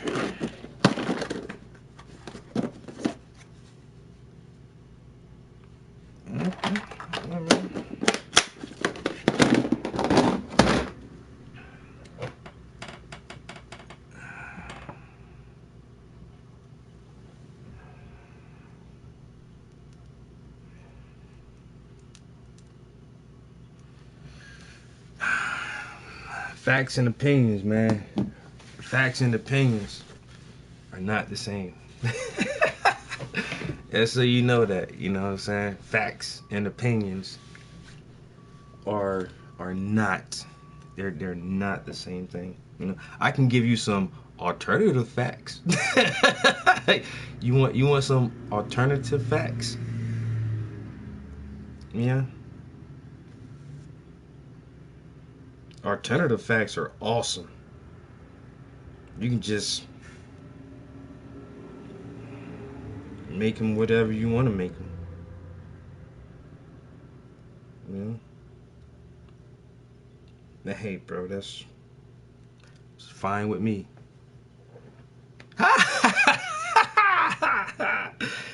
This dude said we're all Americans. We're all Americans.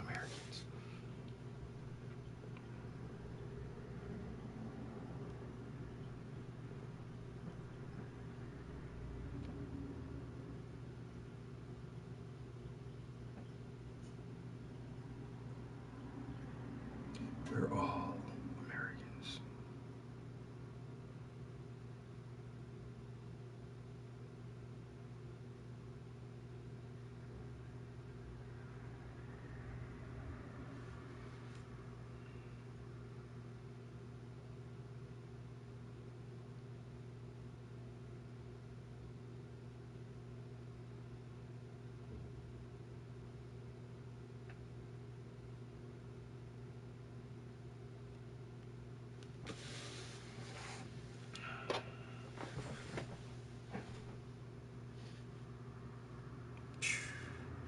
It's a good thing I don't watch mainstream media ever. You know? Good thing I don't watch that stuff.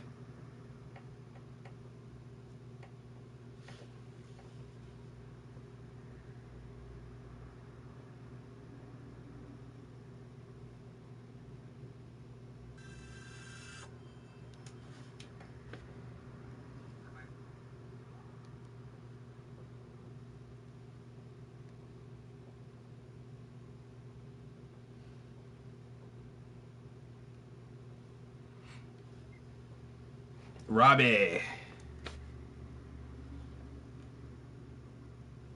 Yeah, the Ninja Turtles. I know all the Ninja Turtles, man. Come on, man. Yes, it all depends on the size. Smaller canvases take a lot less time than a larger canvas. A painting of one person takes a lot less time than it does for me to paint a picture with 3 or 4 people in it.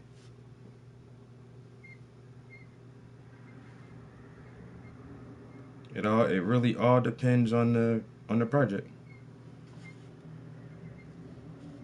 Overstating that, but I think we are on completely opposite sides. On the contrary, I think in a way, we are mirror images. In that you are fighting for your people, I'm fighting for mine. And I've been reading a lot of the things that you've said, and I really can't agree on most of them.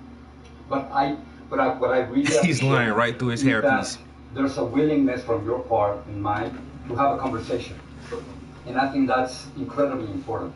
In other countries, that would have been impossible. But I think we can do it here in the United States in a very civilized way, and nothing happens.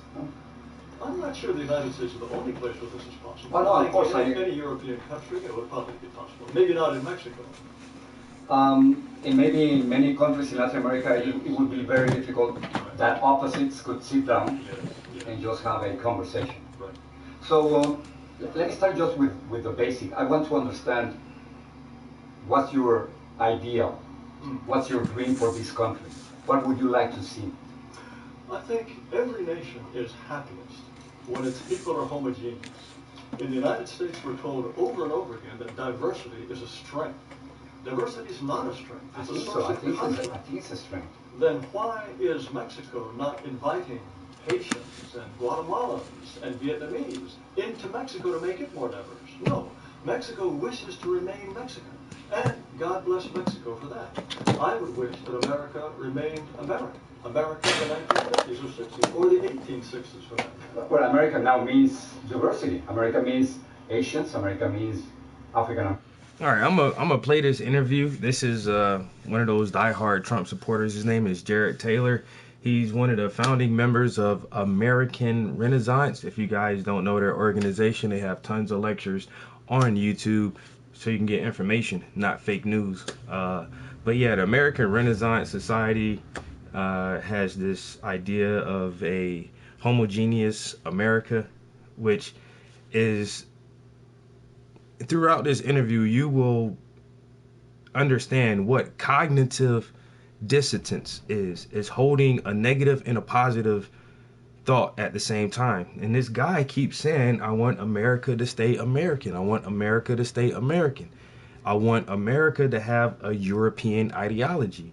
Why doesn't Mexico let all these immigrants in? Well, because Mexico is a country that has been Mexican for thousands of years, you know, whereas America was colonized. So it's weird because America originally was not a European phenotype country. And this guy doesn't want to accept the historical facts that if you want a European dominant culture in society, then you should go back and have it in Europe and let the Mexicans have Mexico and the natives have America and the Africans have Africa and the Asians have their countries, and that's how it should be. But he's saying that no, well, because we've colonized everywhere, then Australia should be a white country because we colonized it, and America should be a white country, and Canada because we colonized it. And so now these have to be white nations, and we should not allow anyone else to take that from us when essentially you took it from the true natives, indigenous people that were there. But he just cannot seem to wrap his head around that part. Americans, Latinos, and non-Hispanic whites. That is very recent, very recent. As you know, until 1965, we had an immigration policy that was designed specifically to keep the United States majority white. And that was a perfect immigration policy in my view. In fact, your country, Mexico, in part of your basic also American, by the way. I know you have a dual nationality, but I somehow suspect that you think of yourself as more Mexican than American. No, I think of myself as Mexican-American. Mexican-American. Yes. You were telling me about your vision of America. Yes, I think that homogeneous countries are happier countries. All around the world, wherever you look, if you see conflict, people diligently slitting each other's throats, whether it's in the Middle East, whether it's in Africa, it's because of diversity. People who are different from each other trying to share the same territories. And look here in the United States, we have had the civil rights movement of 50 years ago, and blacks are still rioting. When Mexicans and other immigrants come to this country, they create enclaves. They don't get along with blacks either. There's always this tension of, do we have enough representation? Do we have enough? You don't agree? All of the major conflicts in the United States are really based on diversity. Diversity of ethnicity, of language, of religion, but primarily of race. So, what would you like to see? Would you like to see a white country? I think most whites very clearly prefer to live in a majority white neighborhood. And I know that's the case because I see what they do when the neighborhood becomes majority non-white. They move away. They would never admit that they prefer a white society because they've been browbeaten into thinking that it's wrong to say that. But that's the way they feel in their bones, and I know that because I see what they do. So what would you want to do? So you want to live in a white-only country? Not necessarily white only, but a country that is clearly based on a European model, in which whites will basically remain the overwhelming majority in perpetuity. Okay, how do you achieve that? Well, that's an excellent question. We were about to do that. Up until 1965, we did have a country of that kind. I can tell you how to lose that country.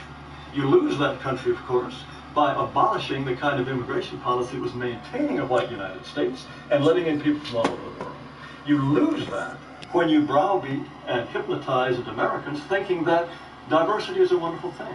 You lose that when you have them chanting, white Americans chanting that it'll be great to be a minority. But that changed in 1965. I do agree that that Immigration Act was one of the most important.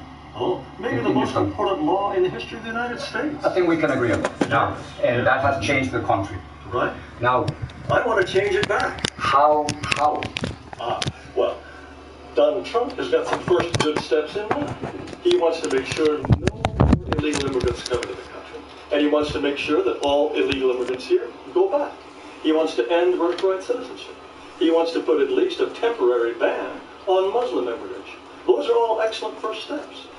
In any case, as I say, the economic arguments to me are far less important than what happens to the United States as a cultural entity. I am loyal to my people. My people are of a European origin.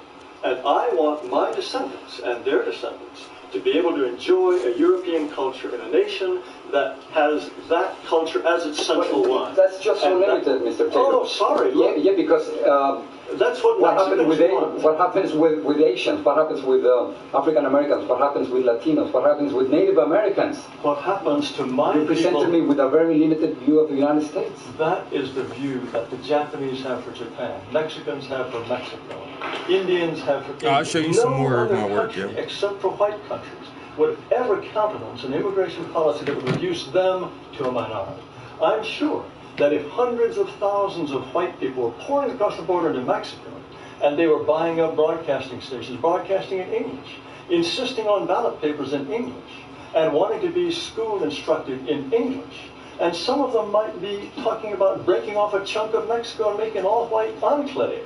Yeah. Would the Mexicans accept such a transformation of their society? We're talking about what's happening right now here in the United States, because that's the reality here in the United States. I have some numbers. No, you won't answer my question, will you? Because you know that Mexicans would say absolutely no way will we be reduced to minority in our own country. They would say they would rather that shoot debate people than is non-existent whatsoever right now in Mexico. Nobody's discussing that. Nobody's discussing that in Latin America. But we are discussing it here in the United States because we are a country of immigrants. Wait. And that's completely different than the history of Mexico in Latin America. So you cannot put it in the same way.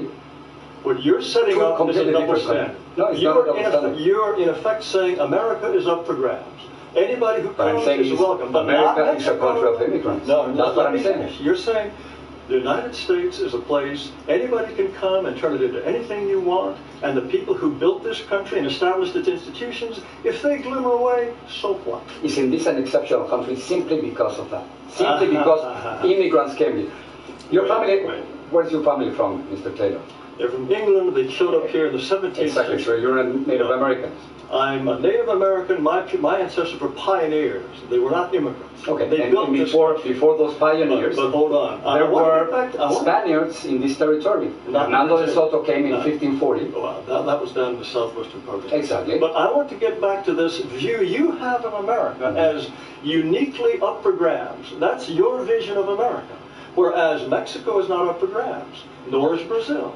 Nor is Japan. Those they have completely different stories. Well, but yes. Because we're talking about a nation of immigrants, which is unique and exceptional in almost the rest of the world. The United States. So you cannot put in the same place two completely different stories. No, human nature does not change. Human nature is tribal. You are saying that the United States and only the United States does not... Not only the United States, there are other countries with a lot of immigrants. Australia, you see what's happening. Exactly. All these white countries. You say they must become multicultural. They may not preserve their ethnic heritage. You're saying that they have to open themselves to the entire world. It's not that they must. That's the reality. Let me ask you something. And I'm saying that 1965 was a mistake. for the vast majority of I'm the saying it was a great success, one of the No. most important measures ever taken in Because this people country. like you could come and outnumber me. That's why you think it's a success, don't you? Let me. No. Could you answer that question? Because people like me will become minorities. No, precisely. I want to show you Yes, the numbers that I have on that. You are promoting a process that will reduce my people to a minority. You approve of increased Hispanic power. You have said we are 17% of the population, but we have only 3 senators. Who's we? We as Hispanics. Latinos, yeah. Latinos. You want more power for Latinos. That comes at the expense of my people's power. Why do you want to take away my power? You're talking about my people as if you were completely separated from me. Why do you want to take away my power? Why do you want to reduce my people to a minority? I'm not reducing your power. What's happening is that... you are. Of course not. What's happening is that because you're thinking of Americans as completely separated, as if white Americans were separated from Latinos and from African Americans and Asians, and you're wrong on that, Mr. Taylor. No. We are... No. What the Declaration of Independence is just beautiful. 1776. All men are created equal. Aren't we equal, Mr. Taylor? We are equal in all sorts of ways. We're equal before the law, but we are also unequal in 1,000 different ways. But you keep running away. But we're both. All right, dude. This guy wants some attention so bad. Yeah, we lived in buildings, 2-story structures. We carved temples out of solid rock. We had language, mathematics, astronomy, medicine of all types when the European was still in the cave, when you were still in the cave. And you know this yourself. You know this because when you're a little kid and you look at your cartoons, you see the Flintstones. Ain't no black people in Flintstones. Where the Flintstones live at? In a cave. And then you got cartoons like Captain Caveman. They never made that for black people. I wonder why. Because you know your own history, even to the point where you have to teach it to your kids in a certain way that it doesn't seem bad. But Africans never lived in caves. We were on the plains of Africa. You understand what I'm saying? Come on, man. Get your history together, bro. But yeah.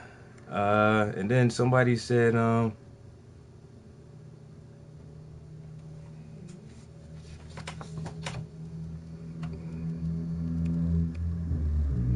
she's Brazilian and Puerto Rican. Brazilian and Puerto Rican.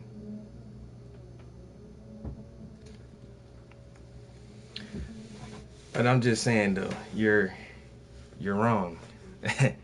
You're wrong.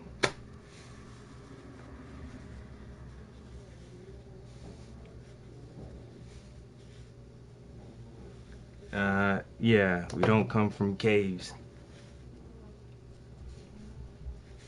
That is the home of the Neanderthal, who is trapped off in northern Europe during the Ice Age, where they had to be very, very competitive to the point of killing each other just to stay alive, because there wasn't an abundance of sustenance to sustain life, like warm weather where you don't have to clothe yourself in animal skins. Oh, Africans run around naked. Yeah, it's warm. We don't need clothes. It's warm all the time. We have one season. We don't have to, we can eat more a natural diet, of a plant-based diet, and be herbivores. We don't have to eat raw, bloody meat and, like kill animals and eat their flesh and then use their hides for clothing. And that's the difference in psychology from the European phenotype and the African phenotype. There's a book called The Iceman Descendants. Just pick it up, really cheap. You can read it and trace your history back, bro. It's real easy. It's real easy. You know what? I'll let my homeboy tell it to you, yo.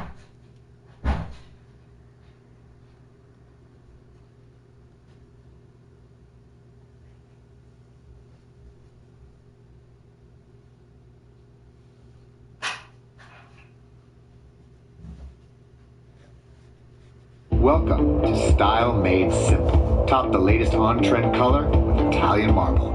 Or defy expectations and gravity. Right now, find vanities starting at just $119. Only at the Home Depot.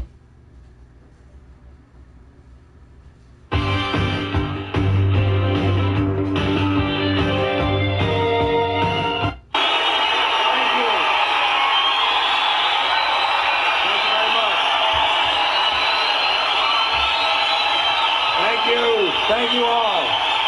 Thank you all. Thank you. And hello, New York. Hello, New York, and thank you. Yeah. Okay.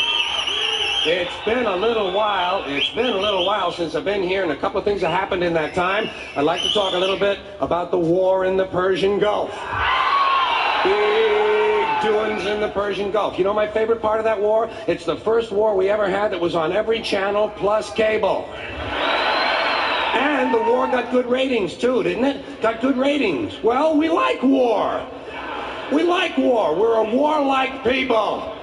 We like war because we're good at it. And you know why we're good at it? Because we get a lot of practice. This country's only 200 years old, and already we've had 10 major wars. We average a major war every 20 years in this country, so we're good at it. And it's a good thing we are. We're not very good at anything else anymore. Huh? Can't build a decent car, can't make a TV set or a VCR worth the fuck. Got no steel industry left, can't educate our young people, can't get health care to our old people, but we can bomb the shit out of your country, all right? Huh? We can bomb the shit out of your country, all right? Especially if your country is full of brown people. Oh, we like that, don't we? That's our hobby. That's our new job in the world, bombing brown people. Iraq, Panama, Grenada, Libya, you got some brown people in your country, tell them to watch the fuck out, or we'll goddamn bomb them. Well, when's the last white people you can remember that we bombed? Can you remember the last white? Can you remember any white people we've ever bombed? The Germans, those are the only ones, and that's only because they were trying to cut in on our action. They wanted to dominate the world. Bullshit, that's our fucking job. That's our fucking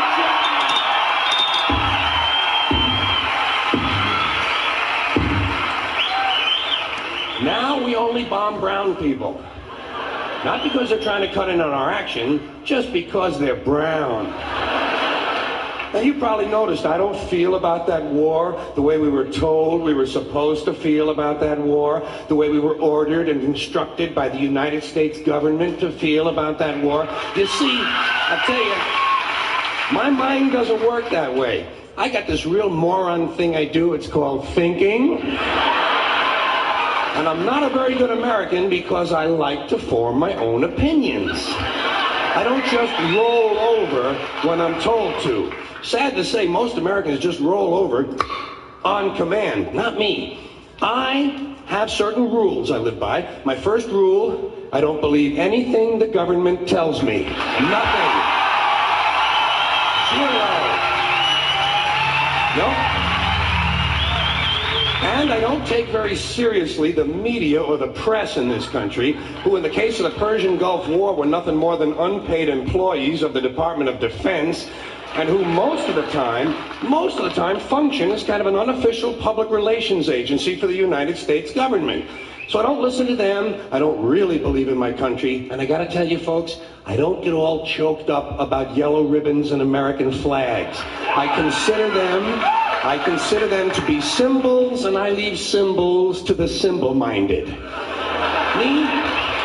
I look at war a little bit differently. To me, war is a lot of prick-waving, okay?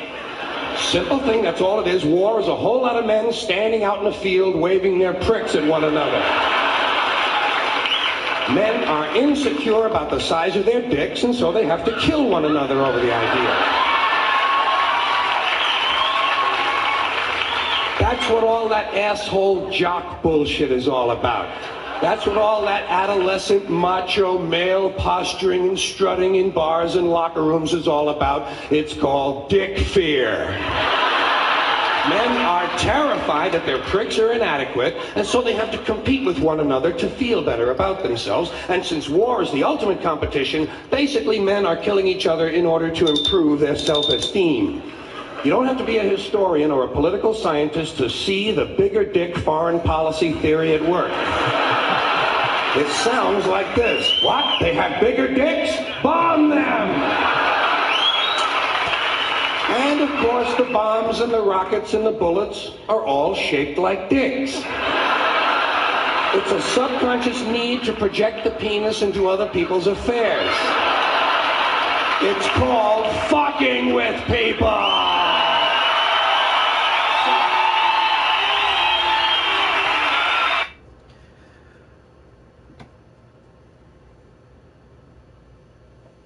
Oh my God. I had the same debate with the N-word a few days ago. Black people were not called niggers until they came to America. You know, just a couple hundred years ago. Before that, we were called niggas, news, or Moors, or several other words, but there were no niggas or niggers before the Atlantic slave trade. The white man had to create the nigger because there was none. So they gave us their language and their God and their religion and their traditions, and they applied certain names to us to create a subjugated class of people.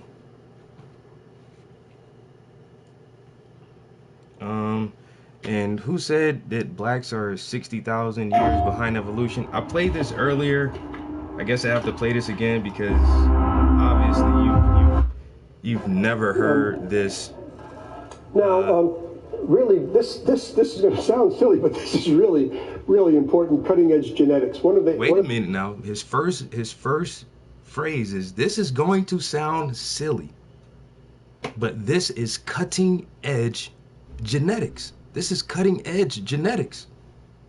After we've done the Human Genome Project to sequence the entire genetic strand, breaking down ribonucleic acids, deoxyribonucleic acids. We've cloned Dolly the sheep, and we had the spider goat. We've done in vitro fertilization and all different kind of things, and the stem cell research programs that were going on. And so after several decades of really studying human anatomy and DNA and how we're formed and where we actually come from, this is cutting edge. It all leads up to this information right here.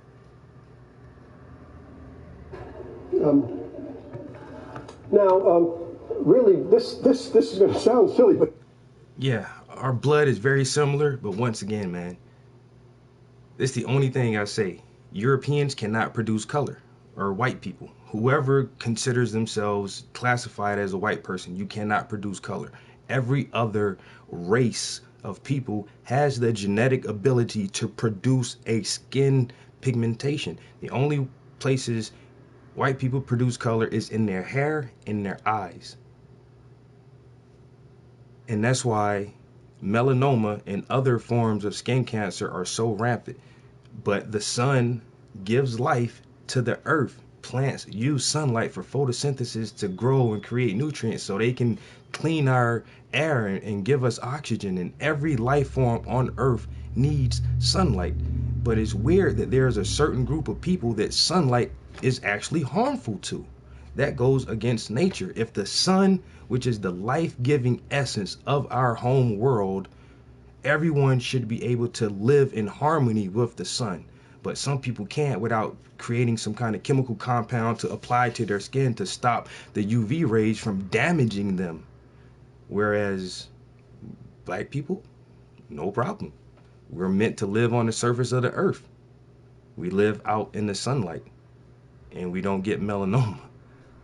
You understand? But people who spent thousands and thousands of years living in cave, who were deep pigmented and have recessive genes, they are no longer able to withstand continuous hours of strenuous sunlight.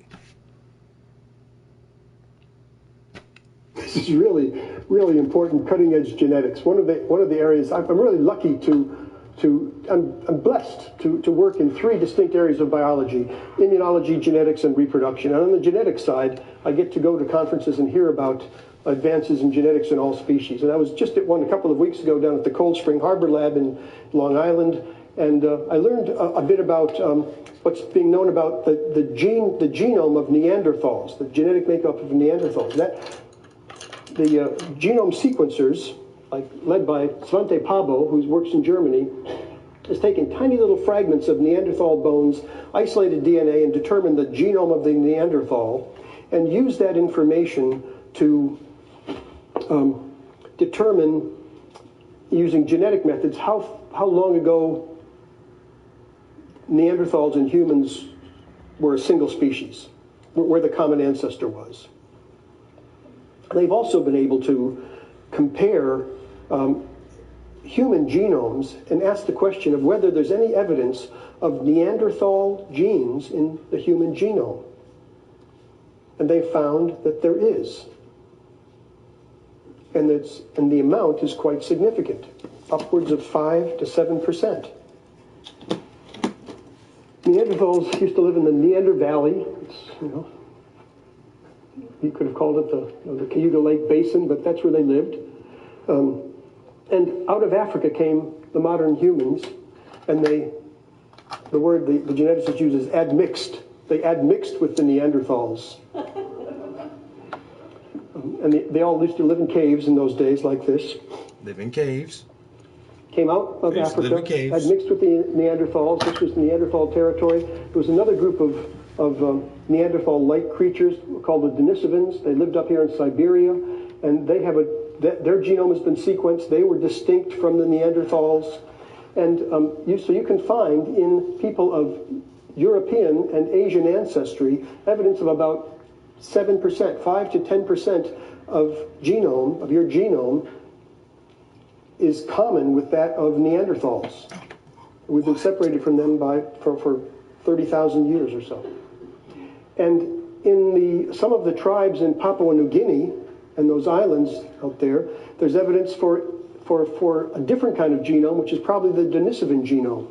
And they might have 7% Neanderthal and 5% Denisovan. So they might be 12 or 15% different from us. And in fact, the Africans who came out from Africa have no evidence of any Neanderthal genes in them. No evidence of admixture. So they're the real pure humans. Homo sapiens. Really, really interesting. You want me to? Do I have to play that again?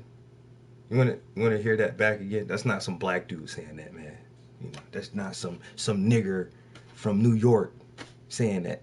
That's a highly educated European man that said that Africans are the only pure humans. Only pure humans.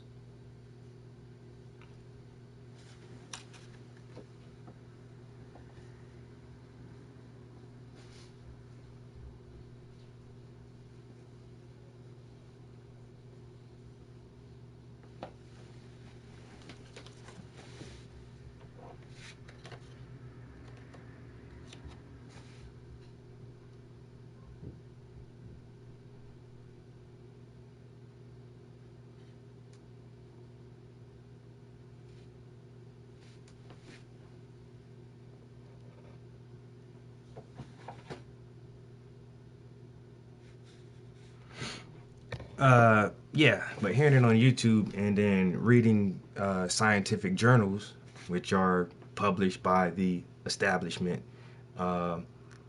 reading fucking, what was the one article in, what's the major publication? The Yellow National Geographic. You know, when they publish things like this in National Geographic and Science Journal Today, and then you hear it on YouTube, then you know, if one person says it, they might be kind of crazy. Their research might be a little bit flawed or faulty. When two people say it, you kind of see what they're saying and then, you know, correlate the responding information. And when 3 or 4 different people who are doing the same research come up with the same conclusion, it's called science. So you test your hypothesis, and then you test your hypothesis, and then you test it, and then you get results. And it's called the scientific method. Listening to it on YouTube. Somebody get this man a star, yo. Hey, somebody give him a star. Nice try though. That was a nice try though, bruh. Where's a good one? Yeah.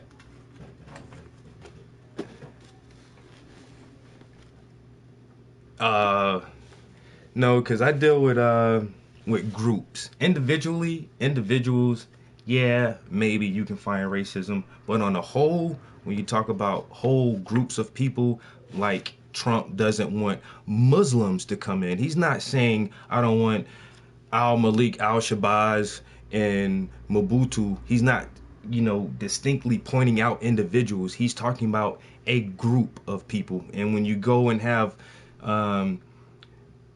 council meetings at the United Nations, they speak of their groups of people. A nation is a grouping of people. So when you look at group dynamics, black people can't be racist. It's impossible. But when you look at historically white supremacy racism, we all know that that's the only form of racism that truly exists is white supremacy.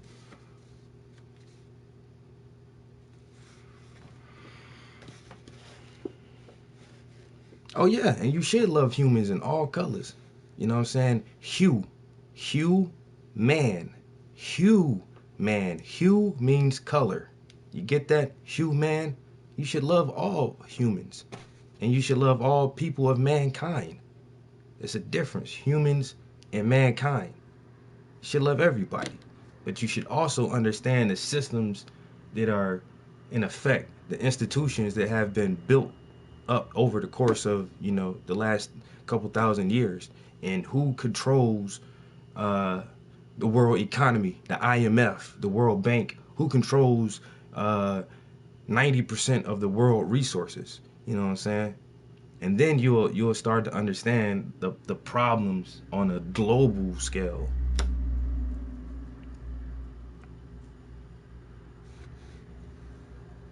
Yeah, I can call it, that doesn't affect you. You know what I'm saying?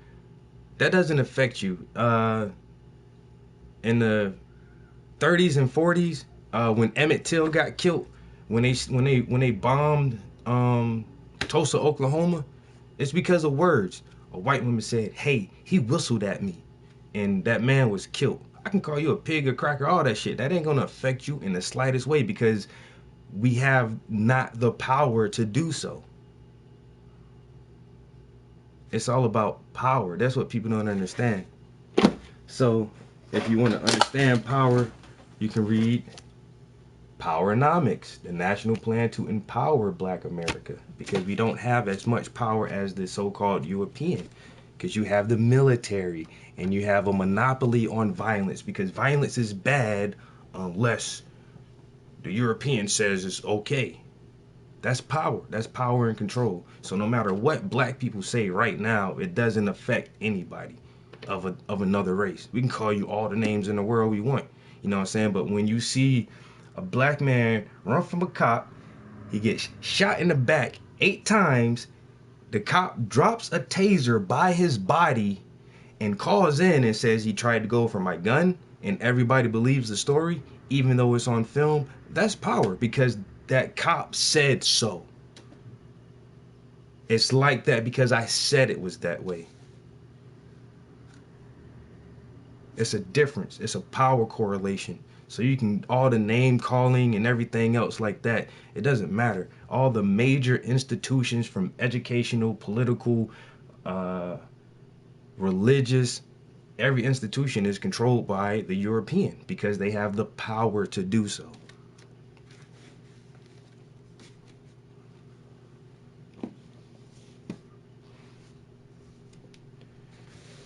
Yeah, Muslim nations that have American interests, American businesses, and a lot of ties with different corporations in America. Of course, they're not banned. You know what I'm saying? They're not going to ban their homies. When you start looking into the countries that are banned, and when you know who the Rothschild family is, the Rothschilds basically own almost every central bank of every country that's a part of the UN. When you look at these banned countries, you want to know why most of them are banned? Because they don't have central banks owned by the banking cartel. And they want to own the economy of those countries, but those countries won't allow them. That's why you had to take out Patrice Lumumba in the Congo. That's why you had to take out Saddam. That's why you had to take out Castro. That's why you had to take out Muammar Gaddafi. People who don't want your money, who don't want your paper money, who don't want your Federal Reserve notes, who don't want your IOUs, but you want all the resources from their land, and you can't get it because you don't have a central bank established in that country. Then those are your enemies, and you ban people like that. You put sanctions on people like that and embargoes on countries like that don't want to play fair the game with you the way your rules are set up. So when Muammar Gaddafi said, yeah, we'll trade with you, but we don't want paper currency. We don't want your fractional reserve lending fiat currency. We have gold. Libya has gold. If I buy something from you, I'll pay you in gold. You want to buy stuff from us? Pay us in gold. Pay us in a rare metal. Pay us in something that has value.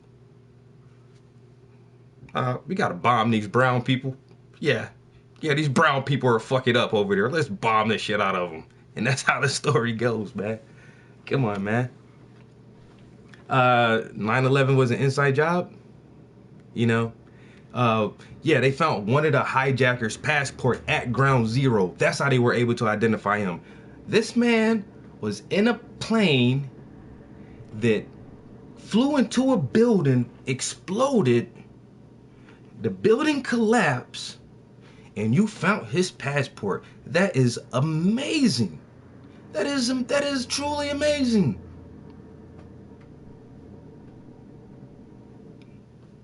And they took over these planes with box cutters? Come on, man. Get the fuck out of here. 9/11 was an inside job, organized, orchestrated, funded, and carried out by secret government agencies within what we call the American government. Everybody knows that. Get over yourselves, bro. 9/11 is the reason we're in the Middle East right now, destabilizing that area. We needed a reason to get over there. When you read Zbigniew Brzezinski's The Grand Chessboard, and you read the Council of Foreign Relations Plan for a New American Century, where they said we can't attack these other countries until we have an event on the same scale as Pearl Harbor, and you realize they plan all this stuff. All the major wars are planned. Everything is planned out. There's an agenda this plan 50 to 75 years in advance. So 10 years from now, they already know what country they plan on attacking. If international relations don't stay the way they want it to, you know what I'm saying? They got a plan against Japan right now, because even after Japan was fucking bombed to shit, they still come back and run shit. The Chinese are the world's largest population. You don't think they foresee problems with this? The same way Jared Tyler was talking about, white Americans may become a minority in America, the country that they conquered. They don't want that. So they have predictions and forecasts 20, 40, 60 years in advance. They make plans for this stuff.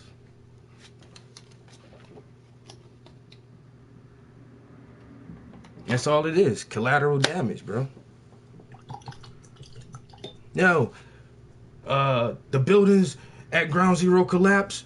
Let's do an investigation and forensics. No, let's not do that. Let's take all this steel and ship it to China and have them melt it down immediately. Wait a minute. We got to get samples and testings. No. We don't need to do that. Let's get this steel now, put it on a boat, and have another country milk that shit down now. But that's not peculiar to you? That's not odd to you?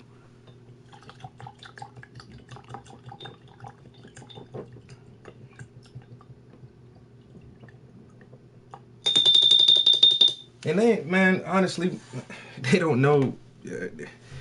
Most white people really don't understand white supremacy. It's so ingrained in American culture that some whites just can't see it. They don't see it. They don't see the supremacy aspect. They don't see the racism aspect of it.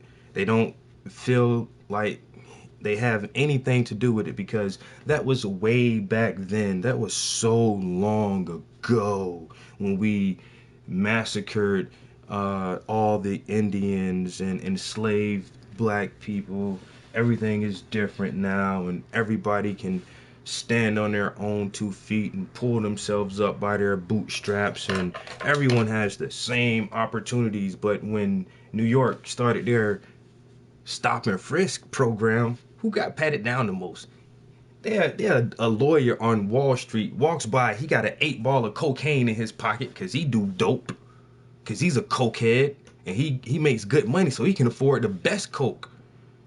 And I'm walking down the street with no drugs or illegal substances on me at all, but I'm gonna get stopped and frisked because I got dreads and dark skin, while this Wall Street lawyer walks by like, they'll never suspect me of having this 8 ball of raw in my pocket. And that's just the game that's played. That's just the game that's played, bro.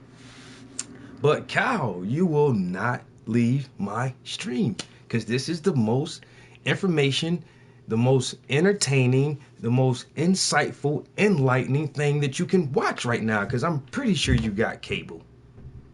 You got Netflix and Hulu and all that good stuff. And you can turn me off right now and watch whatever you want to watch. You can play video games. You can go outside and ride your bicycle. But you're not. You watching me. Think about it. I'm just saying. Somebody get this man a star, yo. Just one. Get Kyle a star, yo. He been here for a while, yo. He been here for a while. Get that man a star.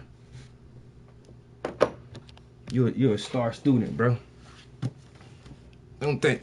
Can you watch it on YouTube? This is not YouTube. This is not YouTube.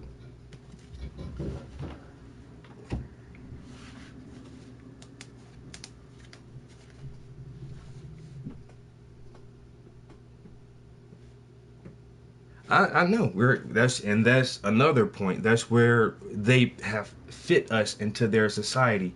We're athletes and entertainers. You know what I'm saying? As long as you stay in your spot, you cool. But as soon as you start talking anything other than entertainment, or if you do anything other than trying to throw, catch, or run, then you're a problem. You're a nuisance, and we're gonna watch you. We're gonna monitor you to make sure that you don't become a Marcus Garvey. Make sure that you don't become a Medgar Evers, because we'll have to kill you. Make sure that you don't become a Malcolm X, because we'll have to kill you.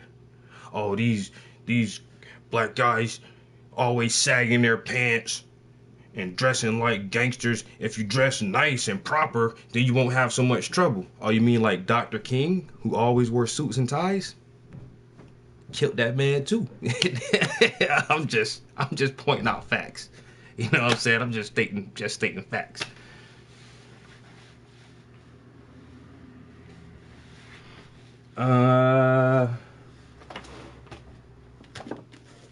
No. You can read this. It talks about the hemispheres of the brain, the left and right hemisphere, and how Europeans are mostly right-brained, which actually makes your brains a little bit smaller. You have a larger cranium, and that comes from the residual leftover Neanderthal DNA that's in your system. That's all it is. Because the Neanderthals had larger cranium structures. And that's just like saying, a whale has a bigger brain than an African American. Does it make a whale smarter than me? You know what I'm saying? Can a whale design a architecture structure? I don't think so. But they got bigger brains. They have very large brains. White people's brains are larger. So what?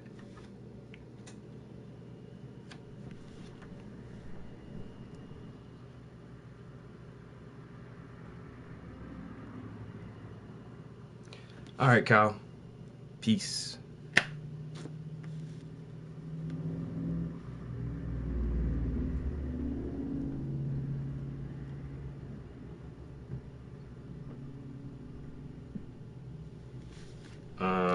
Any guys who would teach you a lesson? I'm not getting that one. Why do whites have a much higher IQ? Obviously, your IQ is not that high for you to simply ask that question. So let's just say this is a hypothetical scenario. Let's say as of tomorrow, starting tomorrow, no whites in America are allowed to read or be educated for the next 300 years. This is just hypothetically speaking now.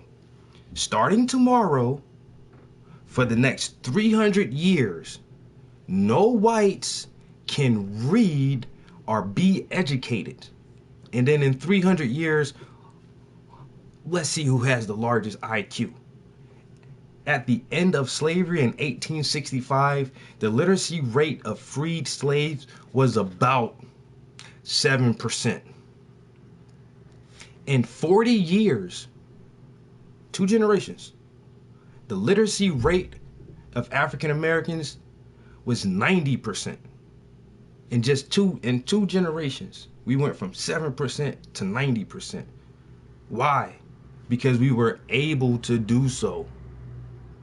So let's just, like I say, 300 years. You can't teach your kids or your grandkids or your great-grandkids or your great-great-grandkids or your great-great-great-grandkids or your great-great-great-great-grandkids. You get the point.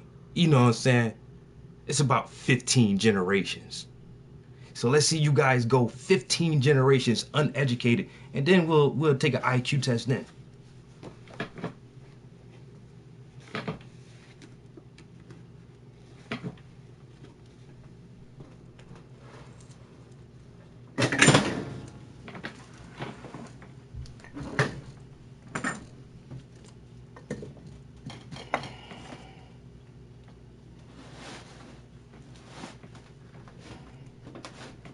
Oh yeah. I mean, in a grand historical scale, if you want to go like to prehistory in the BC era, 300 years is not a long time, but to have someone in servitude, a certain group of people in servitude, and keep them uneducated, that's a long time to be uneducated. And then so slavery ended in 1865, but then you had pseudo-slavery and convict release programs and all the black codes and Jim Crow codes until another 100 years. And so all of that kind of ended in 1965, which was just 50 years ago. You know what I'm saying? It's not even that long ago, man. It's like, really, 50, 60 years since the civil rights movement, where you assassinated 3 of the biggest leaders, Malcolm X, John Fitzgerald Kennedy, and Martin Luther King Jr., because it was getting too out of control. So you had to kill these guys. And so fast forward to 2016, you've taken over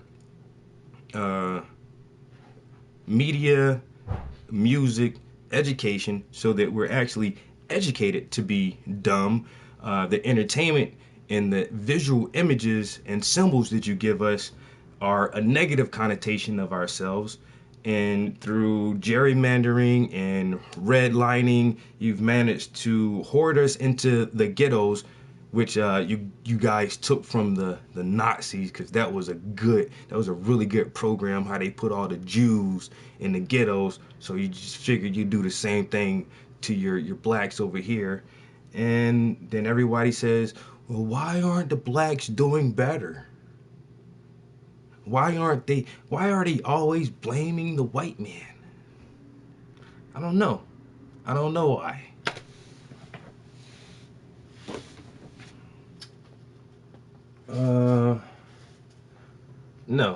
No, you wouldn't. Martin Luther King would be very, very proud of me. I'm gonna let you hear something. Look, man, it's on YouTube, so you might not believe it. You know what I'm saying?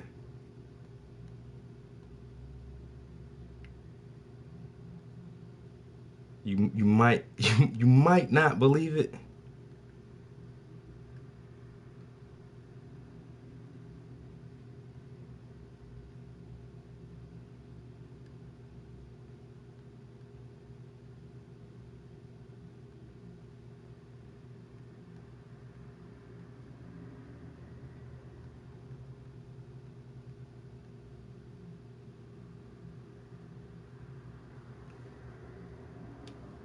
Oh, you're back, Cal, or did you not?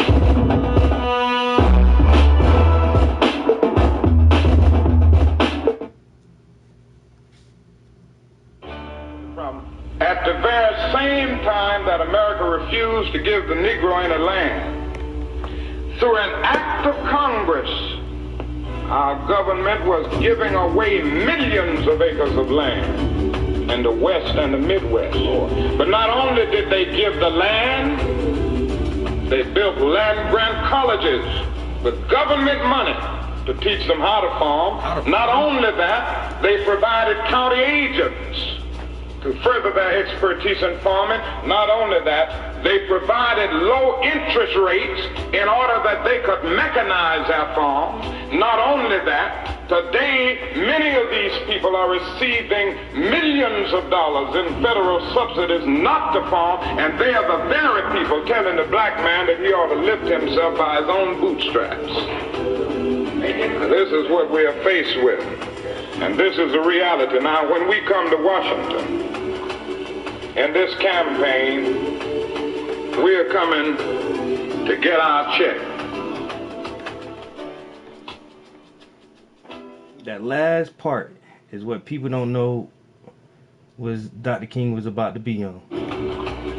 In this campaign, we are coming to get our check. You know what he realized? Fuck all that integration. Fuck all that voting.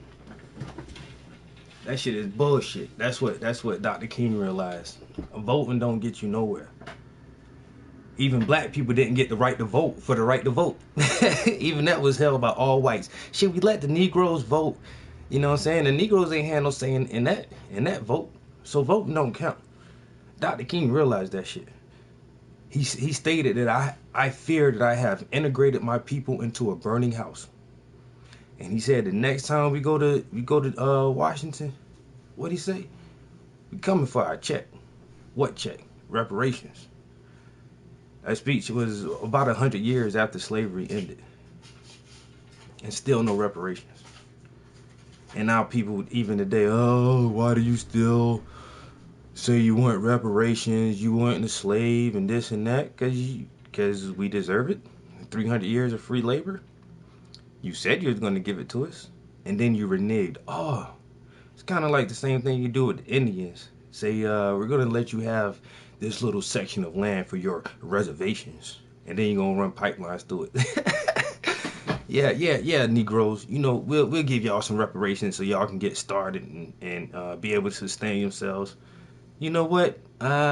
We changed our mind about that. We're not going to give you reparations now.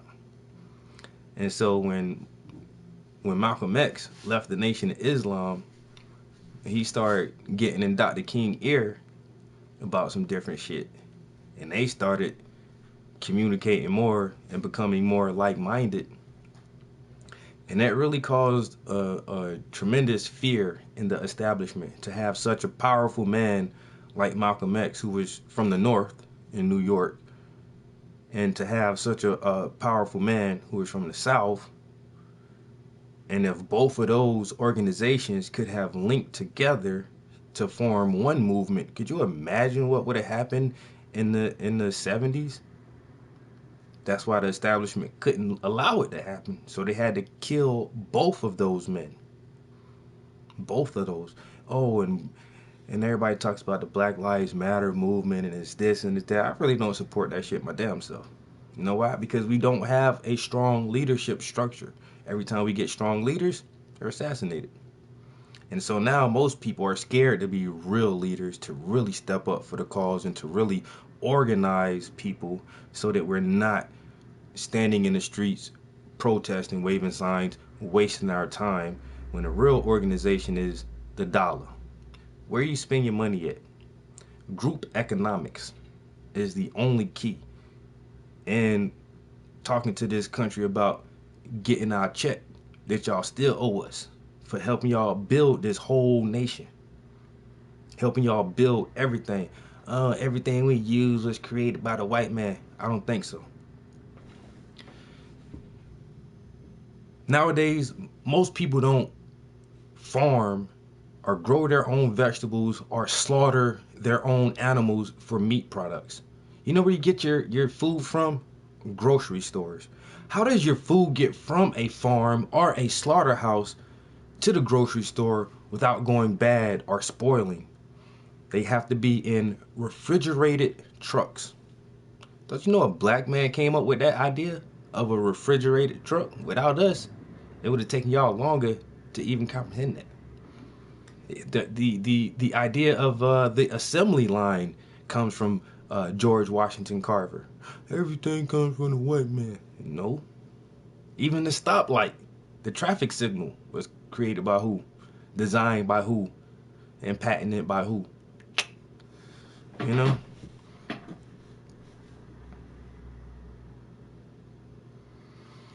I don't think so, Crow-X.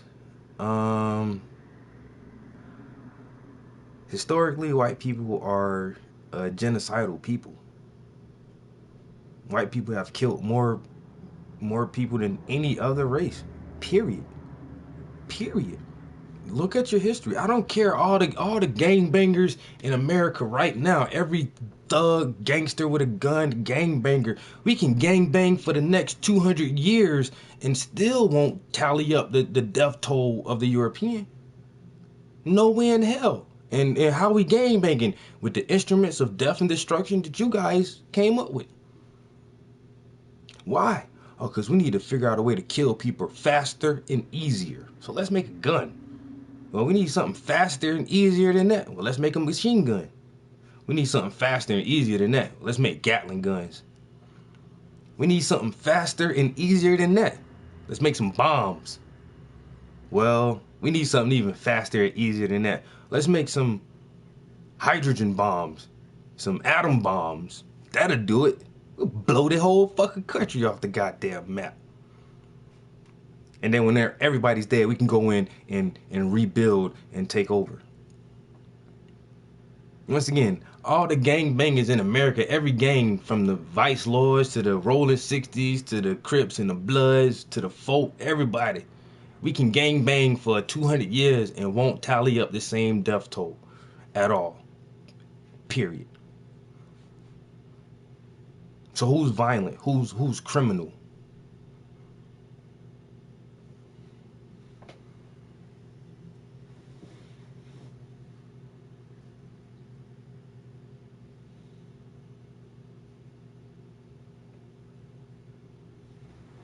No, well, black people ruined Chicago. Once again, man, these are urban hubs that we have been ushered into. You know what I'm saying? Our heritage is being free and open on the plains, farming and shit, you know what I'm saying? But once we're ushered into all these fucking ghettos in the inner city, and y'all come up with all these terms, you know what I'm saying? Once again, gerrymandering and redlining and reclaiming areas like after the levees broke in New Orleans, and you know, the whole black community that was washed out, the property owners and everybody came in there and built up that section of the city too expensive for black people to live there. Sorry, niggers. You really had some good land here, so we're going to have to take this from you and put some condominiums on it. You can come live here for $1,400 a month. Really? This was a ghetto a little while ago, and now it's high-end real estate. And so now where do we go? We're forced into the other ghettos, and you keep lumping us together. And now it's like every major city is that way. You think that's just coincidence? Like that's just how shit just happened that way?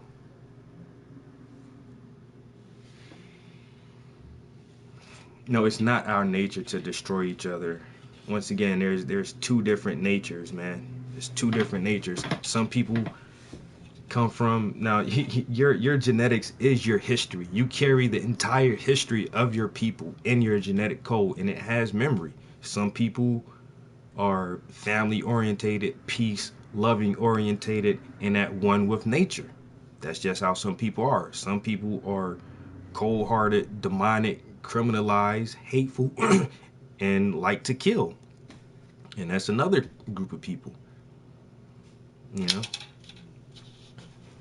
So you can look up King Leopold II of Belgium. You can look up people like that. You know what I'm saying? And see just the mentality of these people.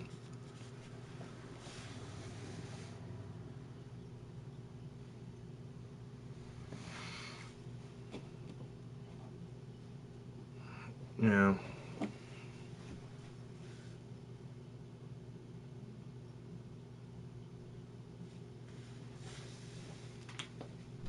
These things I talk about, you would love to see that in my art.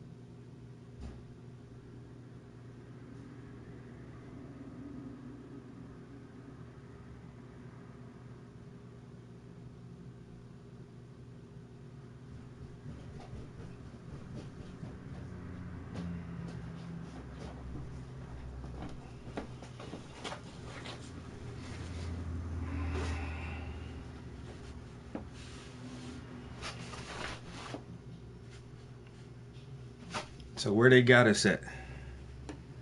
You know where they got you at? Stuck in a trap. It's all a trap. It's all a game.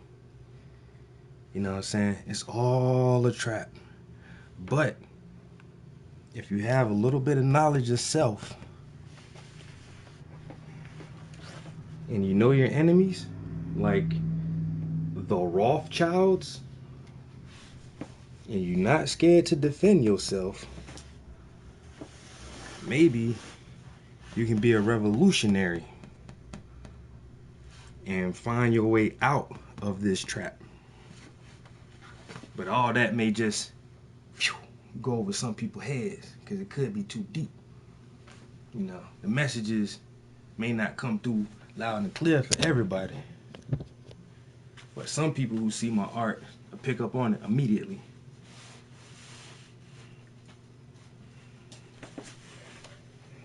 You know what I'm saying? Once you understand American apartheid, get that spirit of the Panther, know who the controlling peoples are, and protect and defend yourself. Then you can get out of this trap. Because everything is set to the time. And if you look at the time really close, It says 9/11. It says 9/11. I wonder what that means.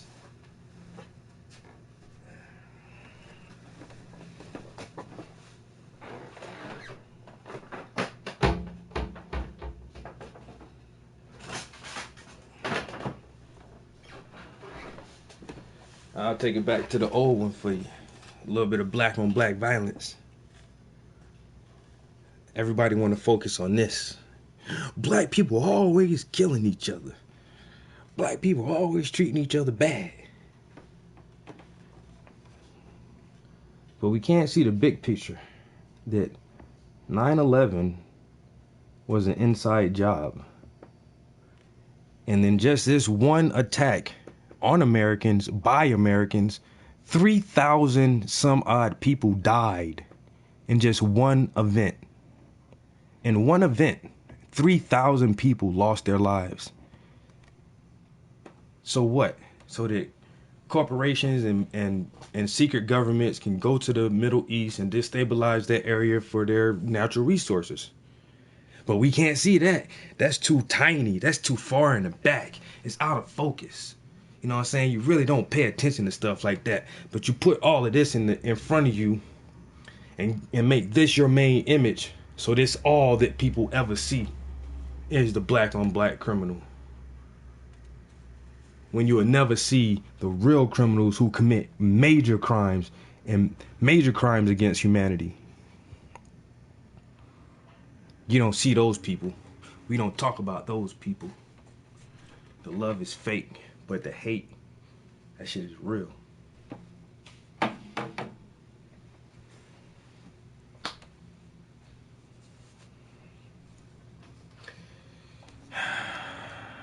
Black on black violence, the psychodynamics of black self-annihilation in service of white domination.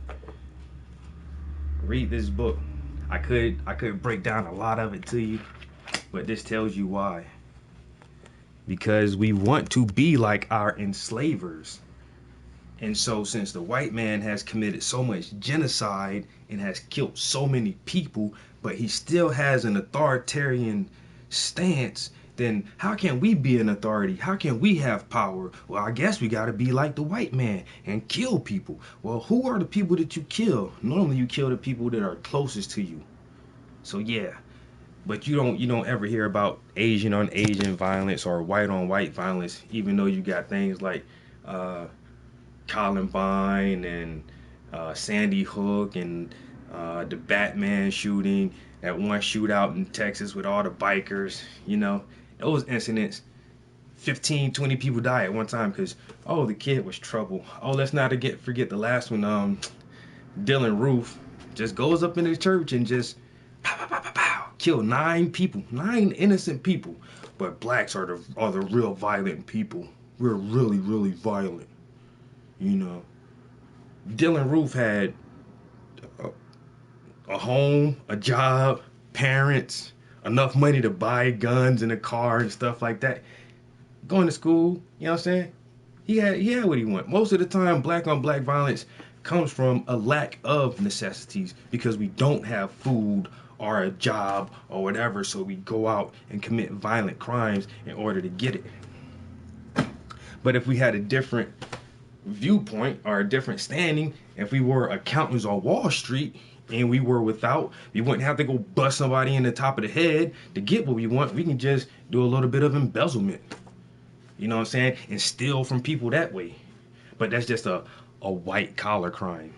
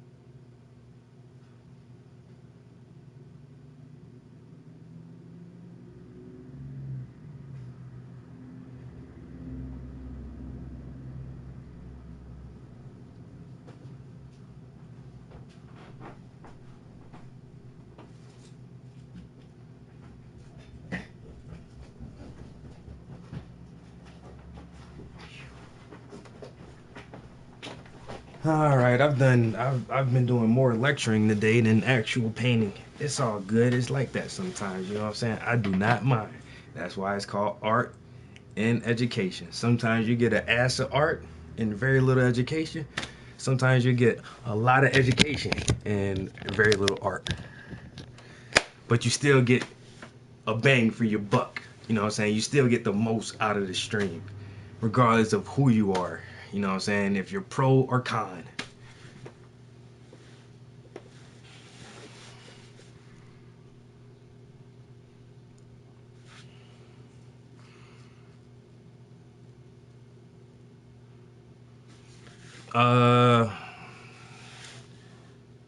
White people have access to way more government subsidies than black people. That's a fact. Housing discrimination, all that shit, yo. You know what I'm saying? Like, just whites just get more government assistance than black people do. Look up the statistics, bro. You can say food stamps and all this stuff you want. It doesn't matter. You know, whites and Latinos outnumber us on food stamps right now. There was a story a couple months ago, food stamp fraud, and it was like 23 people got arrested, all white people for food stamp fraud. It's like, what the hell? Yeah, rap songs are about killing each other and gangster stuff, but who controls that? Who controls these major record labels and advertisement labels and distribution of the music? Who controls that? Not black people. We don't have that much power. But you'll tell them, look, man, you talk all that positive shit, we're not going to put you on the radio. You want to rap like Common and Talib Kweli and Lupe Fiasco and Mike Jenkins, you want to rap like that, all that positive shit, you're going to be poor, you're going to be an underground rapper.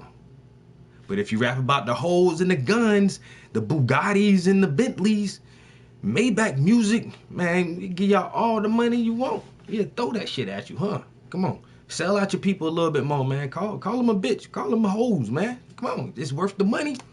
Give you that money. Because we got the distribution rights. Give you that money. Because we're going to cut you this record deal. No.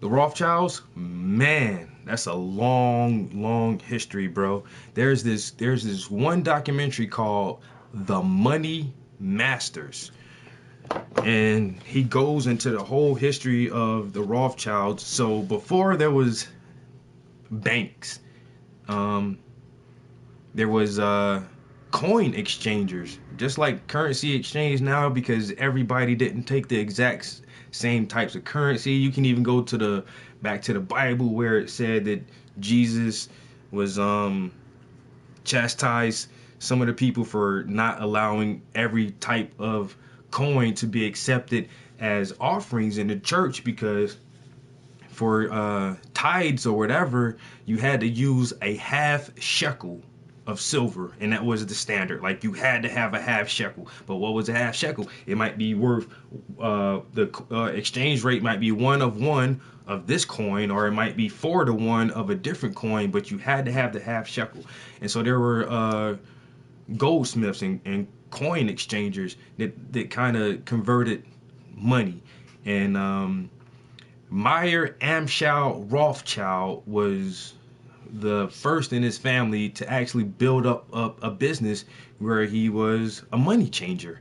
And it got to the point where he was so popular that he, because money was actually, even our paper money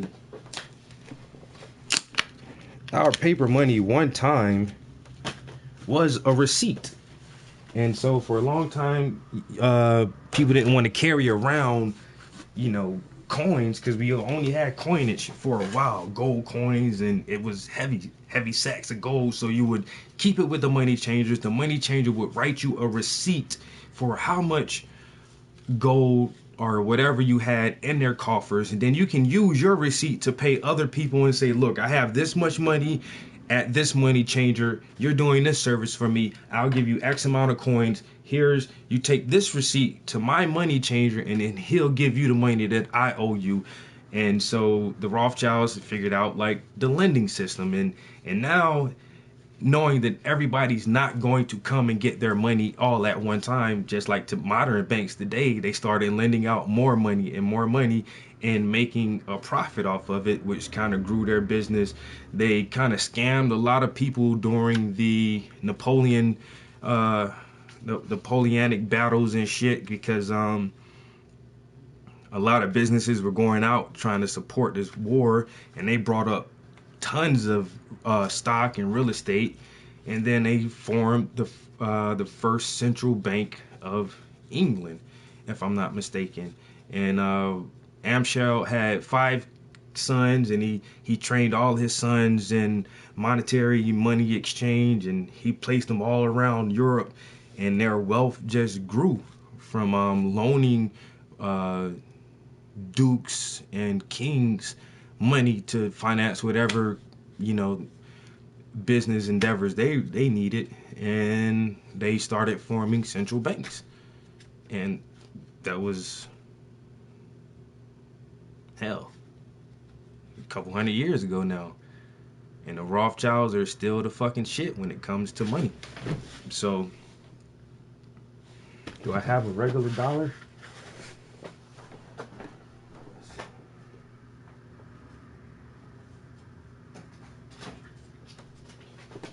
And so, and there's something else too. If you really, what most people don't realize is that in the past 2 decades, about 20 years or 15 years or so, we've altered the way American currency looks. It looks a lot different from older money. Do I have any old money in here? I had an old 20. Okay, yeah. So I got some old 20s.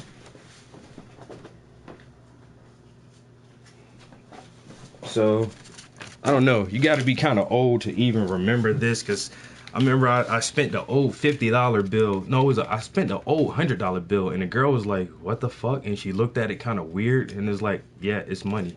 So this is what our old $20 bill used to look like. Wow. Look how plain it was. And now, this is our new $20 bill. It has a bigger face. That's why they call them big faces or whatever. Has a little bit of color on it. It looks different. It looks different. You know what bill they didn't change? They never changed the dollar. Why does the dollar still look old? You got the 5s, the 10s, the 50s, the 100s. All of them changed except the dollar. Why? Because the dollar has too much significant value to them for esoteric reasons, because we live in America. North America, to be exact. And there are no pyramids here that look like that. But why is it on our money? We speak English. Is our standard language here? Why do they have Latin? Why is there Latin written on the money? You gotta think about these things, man. Just little shit like that. Why does your old money says silver certificate? You see that? It clearly says silver certificate. This was in exchange for a real valuable substance. You could take this and say, "I want silver for this." It was a receipt for silver, a silver certificate. But now it says Federal Reserve note, which means I owe you some money because this is just a piece of paper. And now it's just a note. It's just a Federal Reserve note. You know, you can't eat it. You can't put it in the ground and grow more of it. And it's just paper with some dead guy on it. But this was actually worth something because you can trade it in and get a precious metal for it. Not anymore. You know why? Because of the Rothschilds and their central bank and their fractional reserve lending and fiat currency. So, yeah. Facts.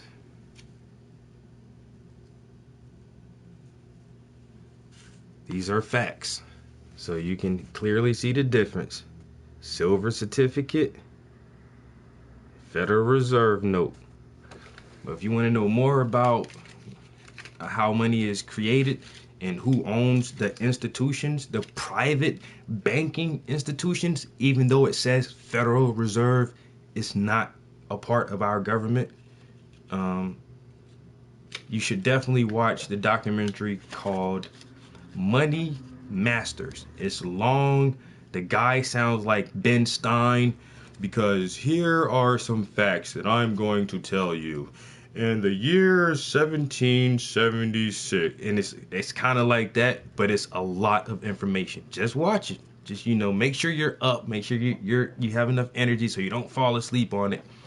But the guy gives you all these facts, and he really breaks down how the Rothschild family came to be as dominant as they are.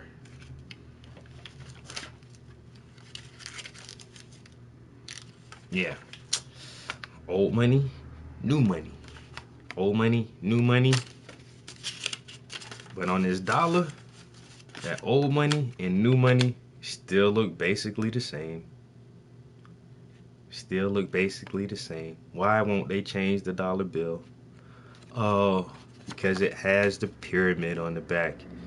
And it has their seal, the American seal, which is written in Latin.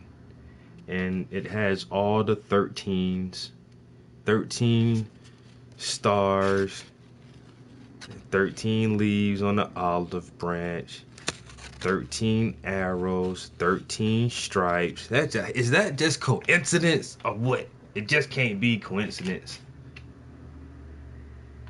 You gotta figure this shit out, man. But I digress. I'm black, so it means I'm complaining. I'm blaming a white man. I don't know what the fuck I'm talking about. You know, that same story.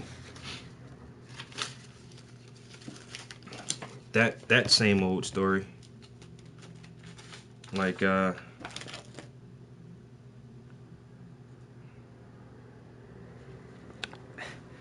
black guy on the back of a $2 bill. The only money that has a black person on it. You see the little dark face right there? Why is that guy's face darker than everybody else's? Because he's black. Or what they would call a Moor.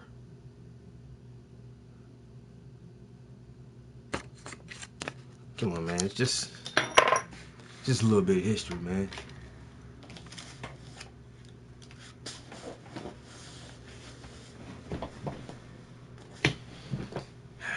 Got a little bit of gold, little gold coins.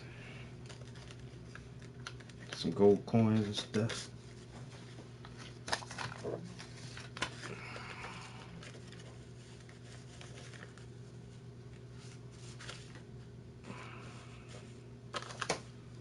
As it should be.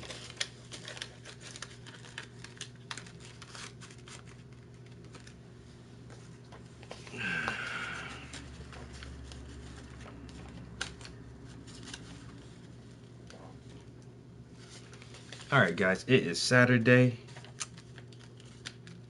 I barely got anything done on that canvas. I did paint her sneakers though.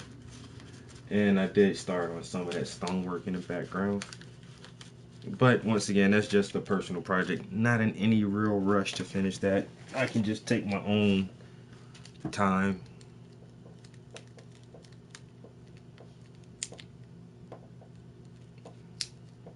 It's not in my pocket. This isn't a case that I keep money in as learning material for you guys, for people who don't know this stuff. I actually keep these around. This is Exhibit A. You feel me? I don't spend this stuff, and I don't keep it in my. I don't walk around with $2 bills in my pocket or gold coins in my pocket. I just keep these to show people who may not know that dollars once said silver certificate, and they're like, you don't know what you're talking about. So I can show it to you how the dollar hasn't changed, but the rest of our money has changed. So these are just examples.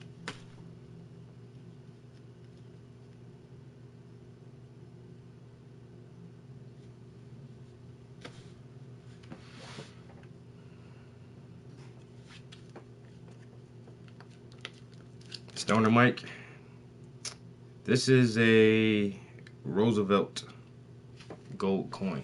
I guess it's 999.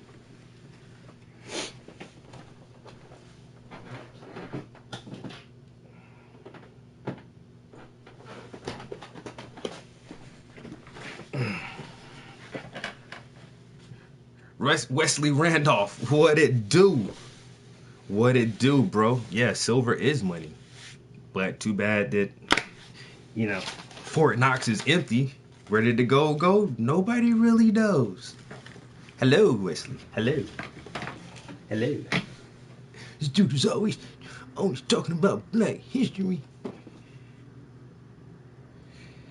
Yep. $400 to start. Now, okay, I'll give you an example. I'll give you some examples. This is an 18 by 24 inch canvas. This is a $400 project for something simple like this. One person from the bust up on my standard size canvas. Start at $400 and you have to pay for the shipping. Now, a painting on a canvas this size, I think this is a 24 by 36, a little bit larger.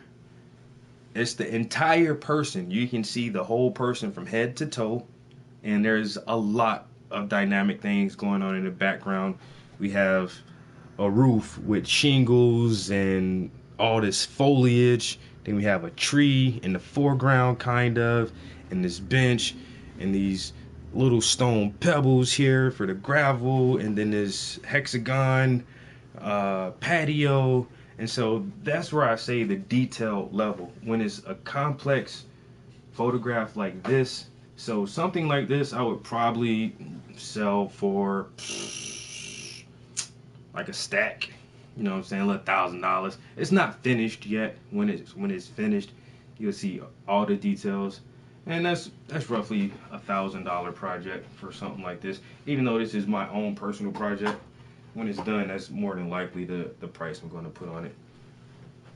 And then you can have a larger canvas like this with an entire person and background, really detailed wood grain and 2 different kind of bricks and all kind of stuff in the foreground. For something like this, it'd probably be like,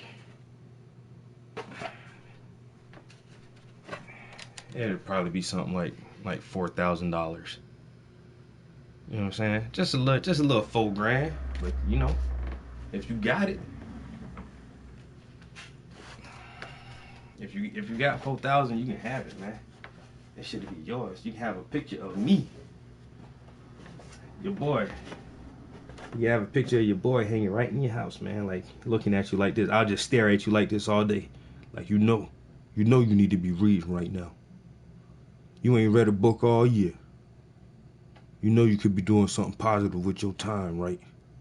You remember what Nat Turner said? And I just stare at you with that questioning look all day.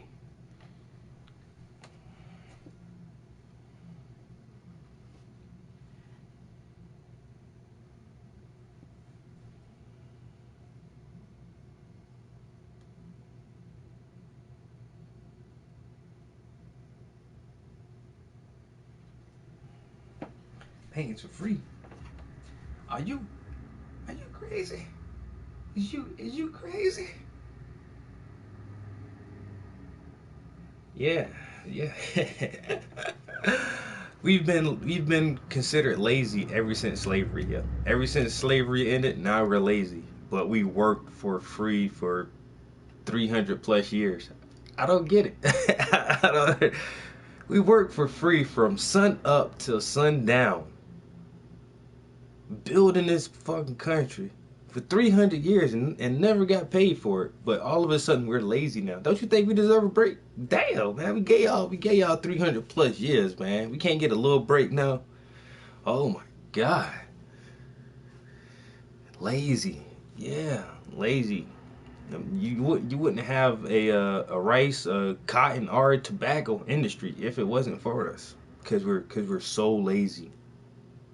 Because we're just so lazy, to the point now where you ship all your jobs overseas to make other people do the work for you because you're too cheap to pay your own people to build your cars and your electronics, things like that. Even your textiles and your clothes, because everything's made in Taiwan, in Japan, in China. Oh, we make the parts and then we have somebody else assemble it for us. But we're lazy. Yeah. Lazy Negroes.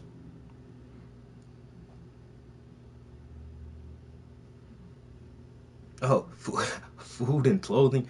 Yeah, here. You take this sack and cut out the sleeves and make you a shirt. Then I'm gonna feed you some fat back and some collard greens, and hope you get enough nutrition from it. But you know who did get reparations? White people. When slavery ended, they said, wait a minute, I had to pay for those slaves. I want my money back. And the government said, you know what, you're right, man. You're right. Here, I'll break you off some money since you lost your slaves. And then you had the black code, because at the end of slavery, we didn't own anything. We didn't have land or property or houses or business. So you had all these black codes that said if you're loitering, if you're a vagrant, if you're homeless, it's against the law. And we're going to lock you up, which was almost every slave. And so they locked us up and put us on chain gangs. And then they had the convict release program where they say, you know what? We'll send you back to your slave master and make you work off your debt to society because you were homeless after you were a slave, because you don't own property. And so you go back to your slave master on the plantation and work for him really for free again, because you were working for free the first time. Even though they got reparations. But they did try the Freedmen's Bureau. Look that up, the Freedmen's Bureau. They said, we'll kind of help the transition a little bit during the first Reconstruction era. And then America said, you know what? Fuck it. Just let them rot. We're not going to continue to do this Freedmen's Bureau shit. And we're definitely not going to give them reparations. There's too many of them. Imagine that. All this land we had to steal from the Indians, and then we're just supposed to give it to the Negroes? Are you crazy?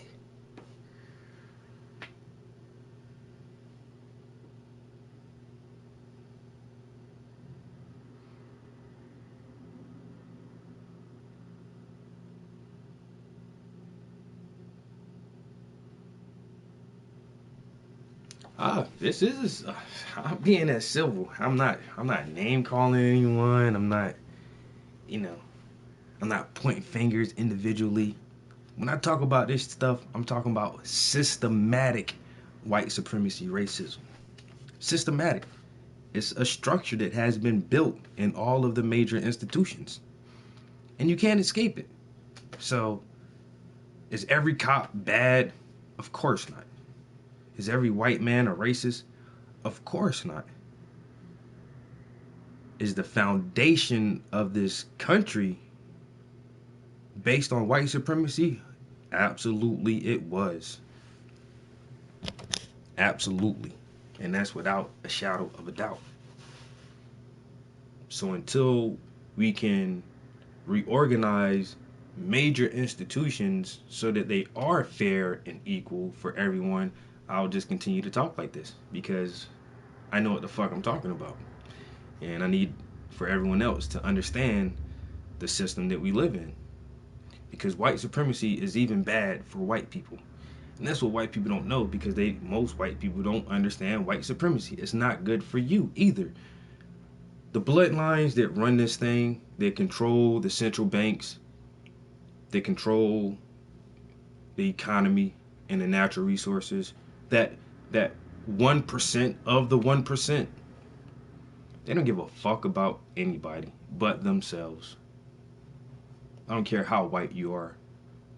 You still eat the same genetically modified foods full of chicken steroids and recombinant bovine growth hormones. You still drink fluoridated water. You still take mercury and monkey cells in your vaccinations every year because they say it's good for you. When you go outside and you see the chemtrails that they're spraying, you and your kids breathe in the exact same fucking air. But I'm white, so I got the upper hand. It's soft kill population control, and you're all being affected by it. Why?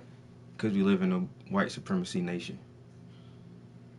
So it's just as bad for you as it is for anybody else. Always got to remember that.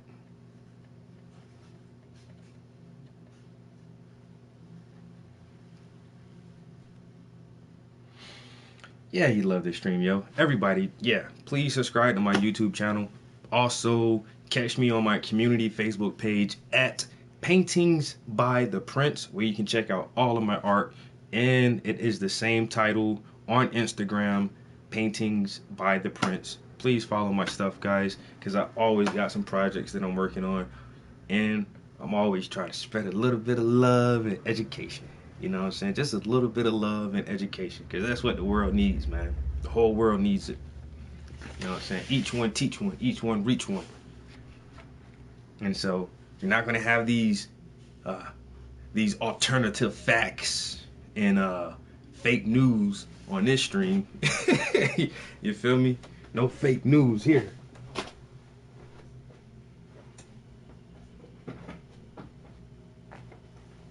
So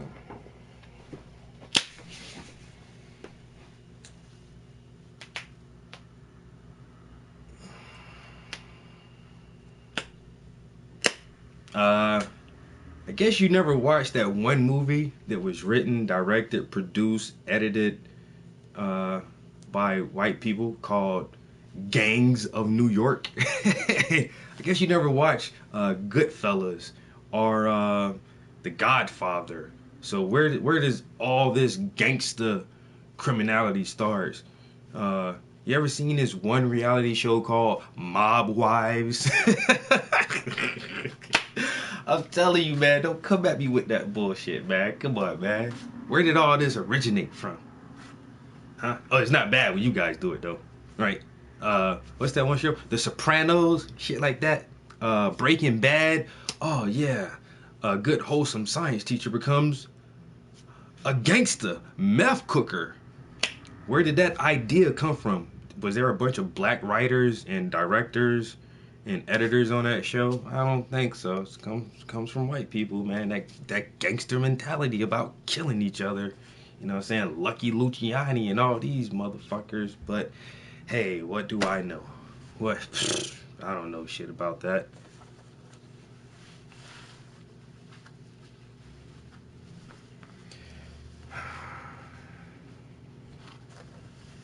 Yo, somebody give Crow-X a star, please. Just, he deserves a star. Somebody just throw him up a star bubble, like, pow.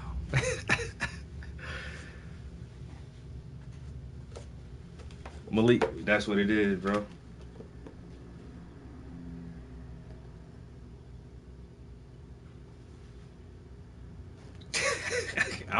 I'm so racist. It's amazing. Your black privilege. Okay, yeah, you need to read this right here. The new Jim Crow, baby. You know, mass incarceration in the age of color blindness. Oh, we don't see color anymore. It's all about crime and statistics. Yeah, but when your criminal organization is so thoroughly organized that you don't get punished for your crimes, you don't get convicted for your crimes. It makes you look less criminal because you're not in prisons or you're not on parole or probation. And so there's more blacks in the jails, and there's more blacks in the penitentiaries and on probation and parole, so therefore they are more criminal. No, that doesn't make any sense. You know, there's less white people on parole and probation in the jail cells because they are more efficient at being criminals. And this criminal justice system institution was created by them. So when the young white kid at Stanford gets drunk and rapes a girl behind a dumpster and gets caught, the judge says, well, you know, he's not institutionalized, so I think a long prison sentence may be detrimental to his health. Yeah, no one's institutionalized until you're institutionalized. So he rapes a girl and he can get off because the judge thinks jail may be bad for him. There goes your efficient criminal system right there. And that's how it works.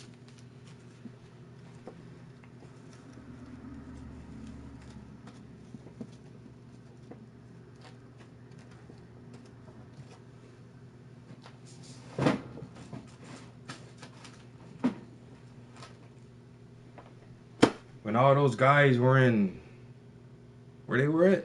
In Utah. And they took over that state facility building with their guns loaded and their rifles, and they said, fuck the FBI, they're not coming in here. Nobody said anything, you know. When the Bundy Ranch, when they were had that Bundy Ranch protest, and you had all these armed militia guys talking to the media saying, you know what, if the FBI come in here, I don't want blood for blood, but I'm not going to let nobody take my land. None of those guys went to jail. You know what I'm saying? You threaten FBI agents on live TV. But that shows the efficiency of your criminality.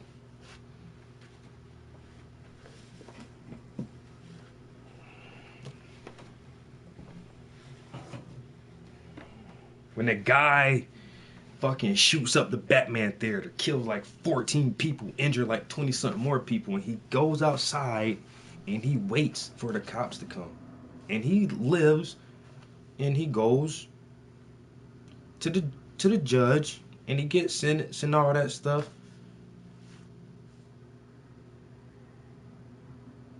Well, what if a black dude shoots up some shit? What they do, they send a little drone robot in there and blow his ass up. I'm about to blow this man up and just blow his body to pieces. You don't try to apprehend the suspect and give him a fair trial from a jury of his peers. No, you blow the motherfucker up. But when a white man does it, you know, you just take him into custody and say, oh, we understand. Dylan Roof. When they caught Dylan Roof, they brought him out the house. They said, whoa, whoa, whoa, whoa. Before you come outside, here, put this bulletproof vest on. We don't want none of these crazy black people trying to shoot you because you just killed 9 black people for no reason. So we're going to protect you. Make sure you put this bulletproof vest on before we bring you out to the squad car. We're not going to beat you up or anything. Oh, I'm hungry. He says he's hungry, guys. Let's stop by and get him a burger. Efficiency. You know what I'm saying? That's just, it's facts, man. It's just facts. The guy says, look, I have a concealed carry license and I have my gun on me. What? Bow, bow, bow, bow, bow, bow, bow, bow. He didn't get a chance to go to trial and, you know, and stand in front of the judge and jury and plead his case. You know, the motherfucker with the BB gun in Walmart, holding a BB gun, just get shot down, you know, just shot to death inside Walmart. Did those cops go to jail for that? No, because it was a misunderstanding. We were confused. We weren't properly trained. Go ahead.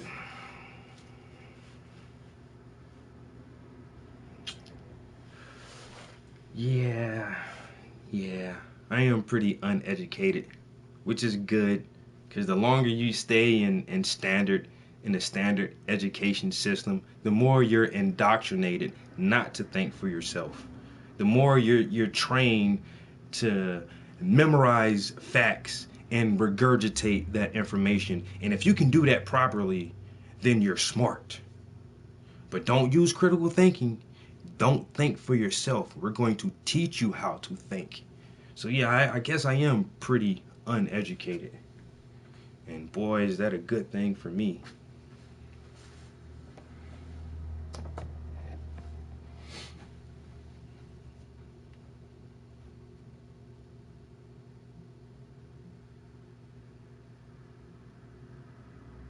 Now, Stoner Mike, schools do not educate. They indoctrinate. That's what the school system does to you. Indoctrination. You think like this. It's a cookie cutter. You're supposed to be just like everybody else. Just stamp everybody out. One size fits all. Standard education. No child left behind.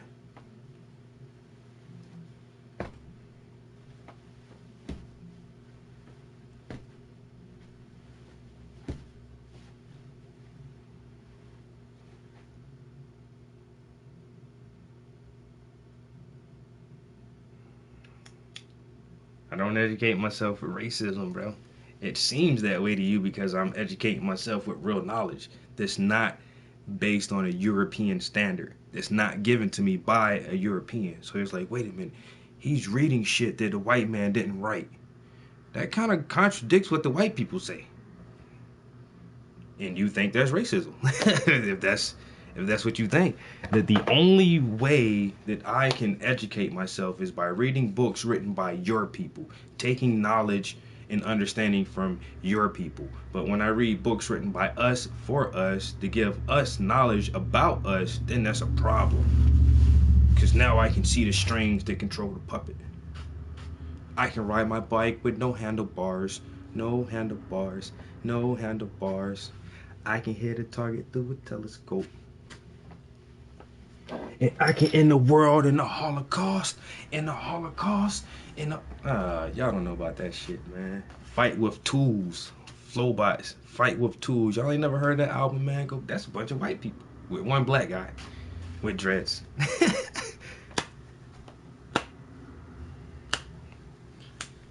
I don't understand where the hate and negativity is coming from. I think information is positive, all information. I listen to Mark Spencer, you know what I'm saying, from the alt-right group. Do I agree with everything he says? No, but it's valuable information because I am taking firsthand another perspective on how he feels about current situations. And that's positive. I'll listen to anybody. I listen to Alex Jones and Tim Wise and Dr. Umar Johnson and everybody else. I listen to everybody because information cannot be negative.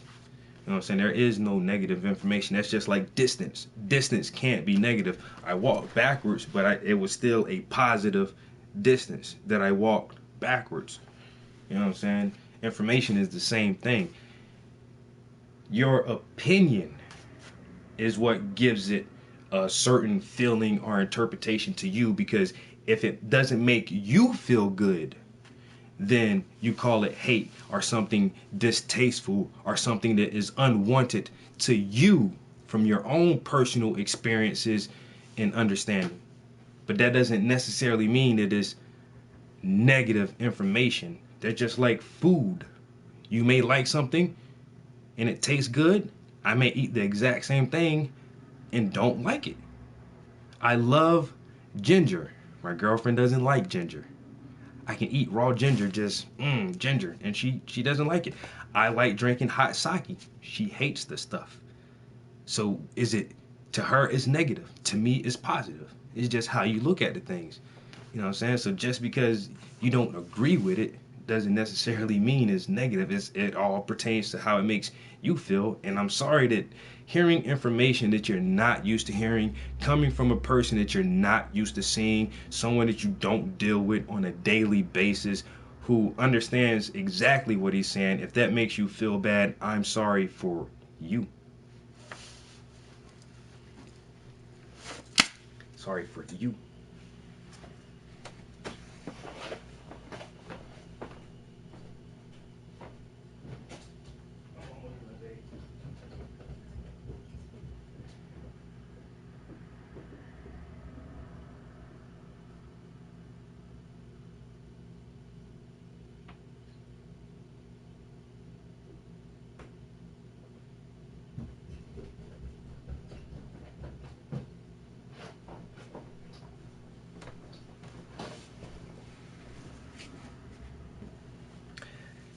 Yeah, some people still think the earth is flat. Hey man, that's the last little bit of research I started doing, because I've researched the occult, I've researched government conspiracies, I've done tons of research on European history, African history, Asian history, and then I was like, I'm running out of things to learn about. And then someone said the earth is flat. I was like, really? Flat earth theory, hollow earth theory, hollow moon theory. Oh, the moon is hollow. Check that one out. What?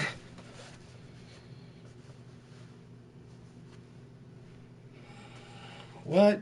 Oh man, come on man. Y'all ain't want me to walk around the streets like this, yo. Like, yo, son. What's up, son? Cause that's gangster. Telling the truth is gangster. Killing each other not gangster, yo. You know, all that clack, clack, bang, bang, that shit ain't gangster. But telling the truth is gangster. Now that's gangster. Oh, that's Alex Jones, 2012. Because I went down to protest the Bilderberg Group live in Chantilly, Virginia. Oh, y'all know who the Bilderbergers are? Whoa. Have you ever heard of the Council on Foreign Relations? No? Have you ever heard of the Trilateral Commission? No? You got some more research to do then, yo. You got a little bit more research to do.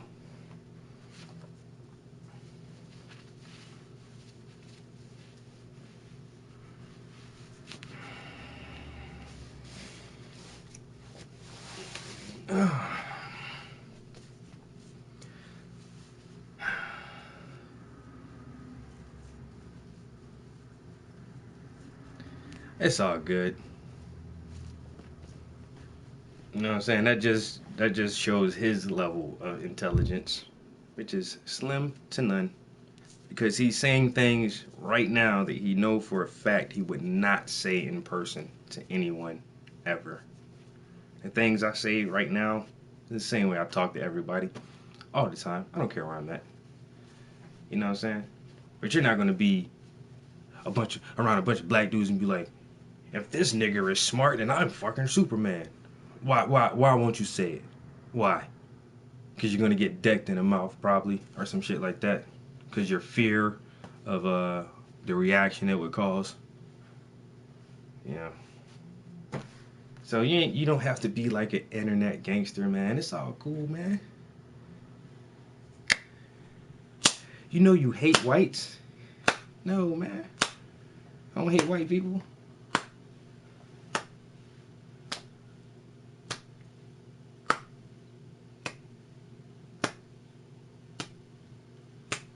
Speak about how stupid white people are? No, bro. I don't do that.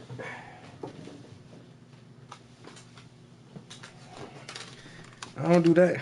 What's this? Linkin Park. Oh my God, that's white people music. Linkin Park.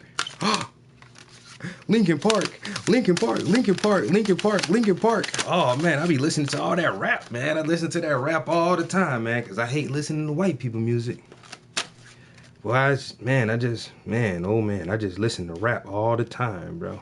Just can't get enough of that gangsta music. Can't get enough of that gangsta music.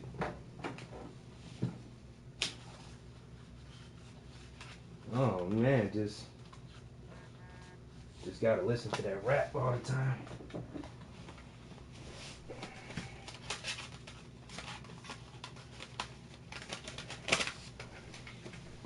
Cause I don't know nothing about Hall & Oates. Oh yes. This is the real deal, baby. The very best of Hall & Oates. Cause I'm so gangster. I just listen to that gangster rap all the time. I don't listen to no Die Antwood. What?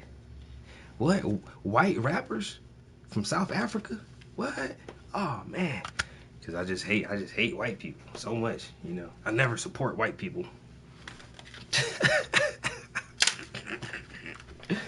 This guy is so funny.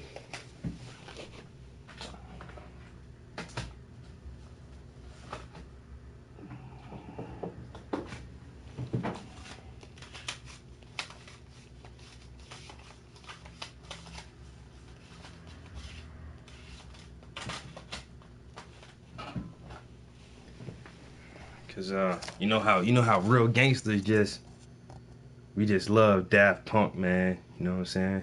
That Interstellar 55, just, man, that's Daft Punk, man. That's that real gangster shit, man. You know, just Daft Punk. You know what I'm saying? Some just, ooh, man, that's just, ooh. I be banging that real gangster shit. Oh, man, Gym Class Heroes, that's gangster music, man. You know what I'm saying? The National? Have you ever heard of The National? Oh, man, they gangster. They real gangster. They real gangster, yo. Man, you don't know about that Hall & Oates, man. You don't know about that shit, man. You don't know about that 80s soft rock. That Hall & Oates. Can you see the painting? Yeah, because I'm about to shut it down. I'm right at 4 hours, guys. It's 1 o'clock. It's after 1 o'clock.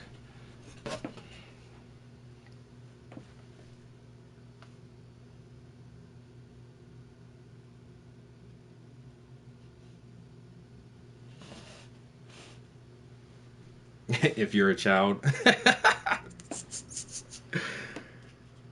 So this is the piece I've been working on for over a month now. Because I started on this project, it's just a personal project for myself. And then I got some commission work. So when I get commissions, of course, I put my stuff to the side and work on the project for my clients.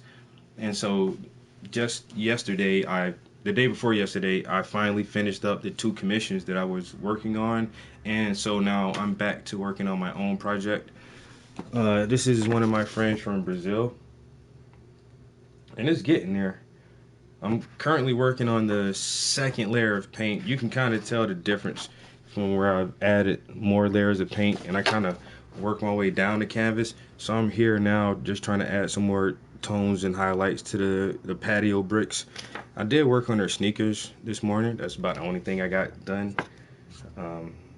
Those New Balances.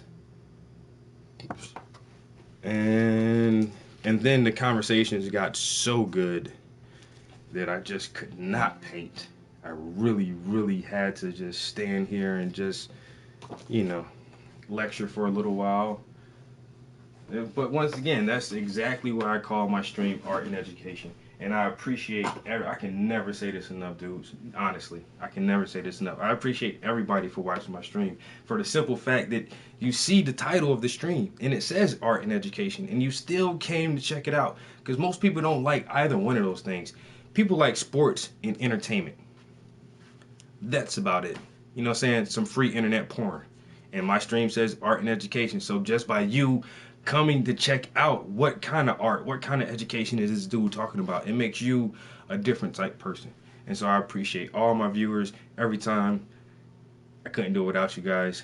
For the haters, there is one guy who dropped out. I forgot what his name was already, but Crow is still in here a little bit. I really appreciate you guys too, because believe it or not, you're giving my stream more popularity. That every time you make a comment, it looks good for me. Every time you view my channel, it does count up on the ticker as views added towards this stream. So I still appreciate your presence in here, and you give me, you know, that debate platform, because if everybody always agreed on everything, I couldn't debate. And I could educate without debating, but in a debate situation, the education seems to come a little bit more smoother and a little bit more stronger because I have opposing facts or opposing theories in opposition to the positive information that I'm trying to share. So it's always good, man. And plus, when I have haters, it makes me know that I'm doing something right.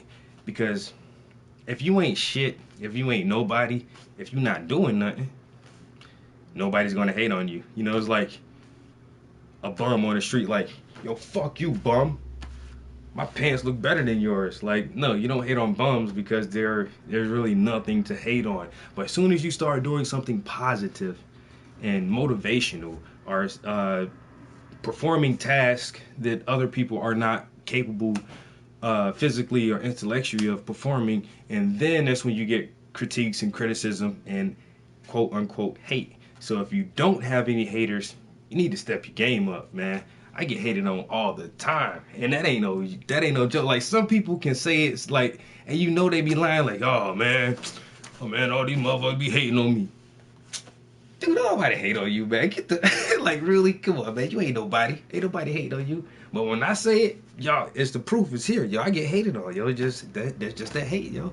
Like, man, people be hating on me all the time, and it's real. But I appreciate it because it lets me know that I'm actually touching people individually. Because I'm in your living room right now. And so I touch individuals, man. Get reactions out of them. And if it's a negative reaction, it's still a reaction. You know what I'm saying? So it's positive to me. So with that being said, The Rock don't have haters. Nobody hates on Dwayne. But dude's crazy.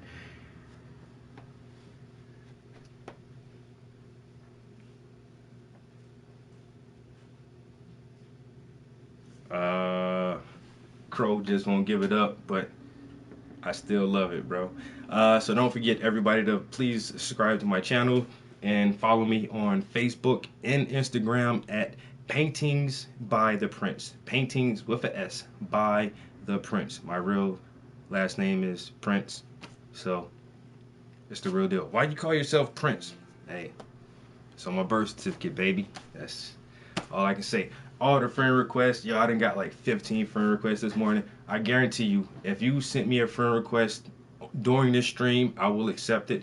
I have, no lie, and I ain't bragging, yo, I got like 460 something pending friend requests because I don't accept a lot of them. Most of the time, people don't play the same video games that I play, or when we get in chat rooms, nobody don't really talk and stuff like that. So right now, my friend list is like over 200 people, and I need to clear that out some so I can add more like-minded people to my friend list. But definitely, if you sent me a friend request this morning, I would definitely accept your friend request. Art in dark, you know it, Bray.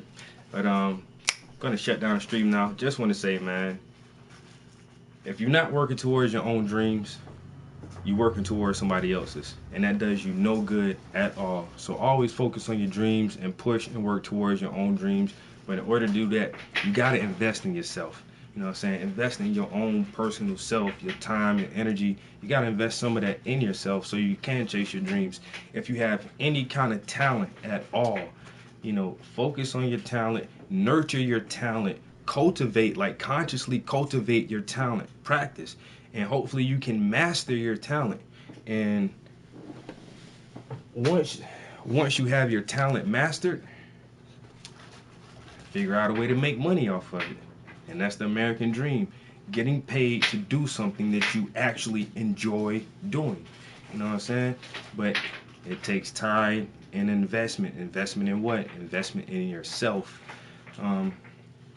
Also, negativity is contagious. You are a sum of the 5 people you hang around the most. So if you're always around upset, grumpy, you know, negative people, more than likely your personality is going to be upset, grumpy, and negative. But if you're always around positive, you know, motivated, determined people, then you're going to be a positive and motivated person. So kind of stay in that realm and just try to spread as much positive energy, as much positive vibrations as you possibly can, and just stay away from the negativity, yo. I said it once, I said it twice, I can never say it enough. I truly, truly do appreciate everybody just stopping by, checking out my stream, chilling with me for a little while, checking out my art, for especially the ones who follow my channel. That's awesome. You get 10 extra cool points for that. For the ones who went to my Facebook, you get another 10 cool points for that too. So peace, until the next time.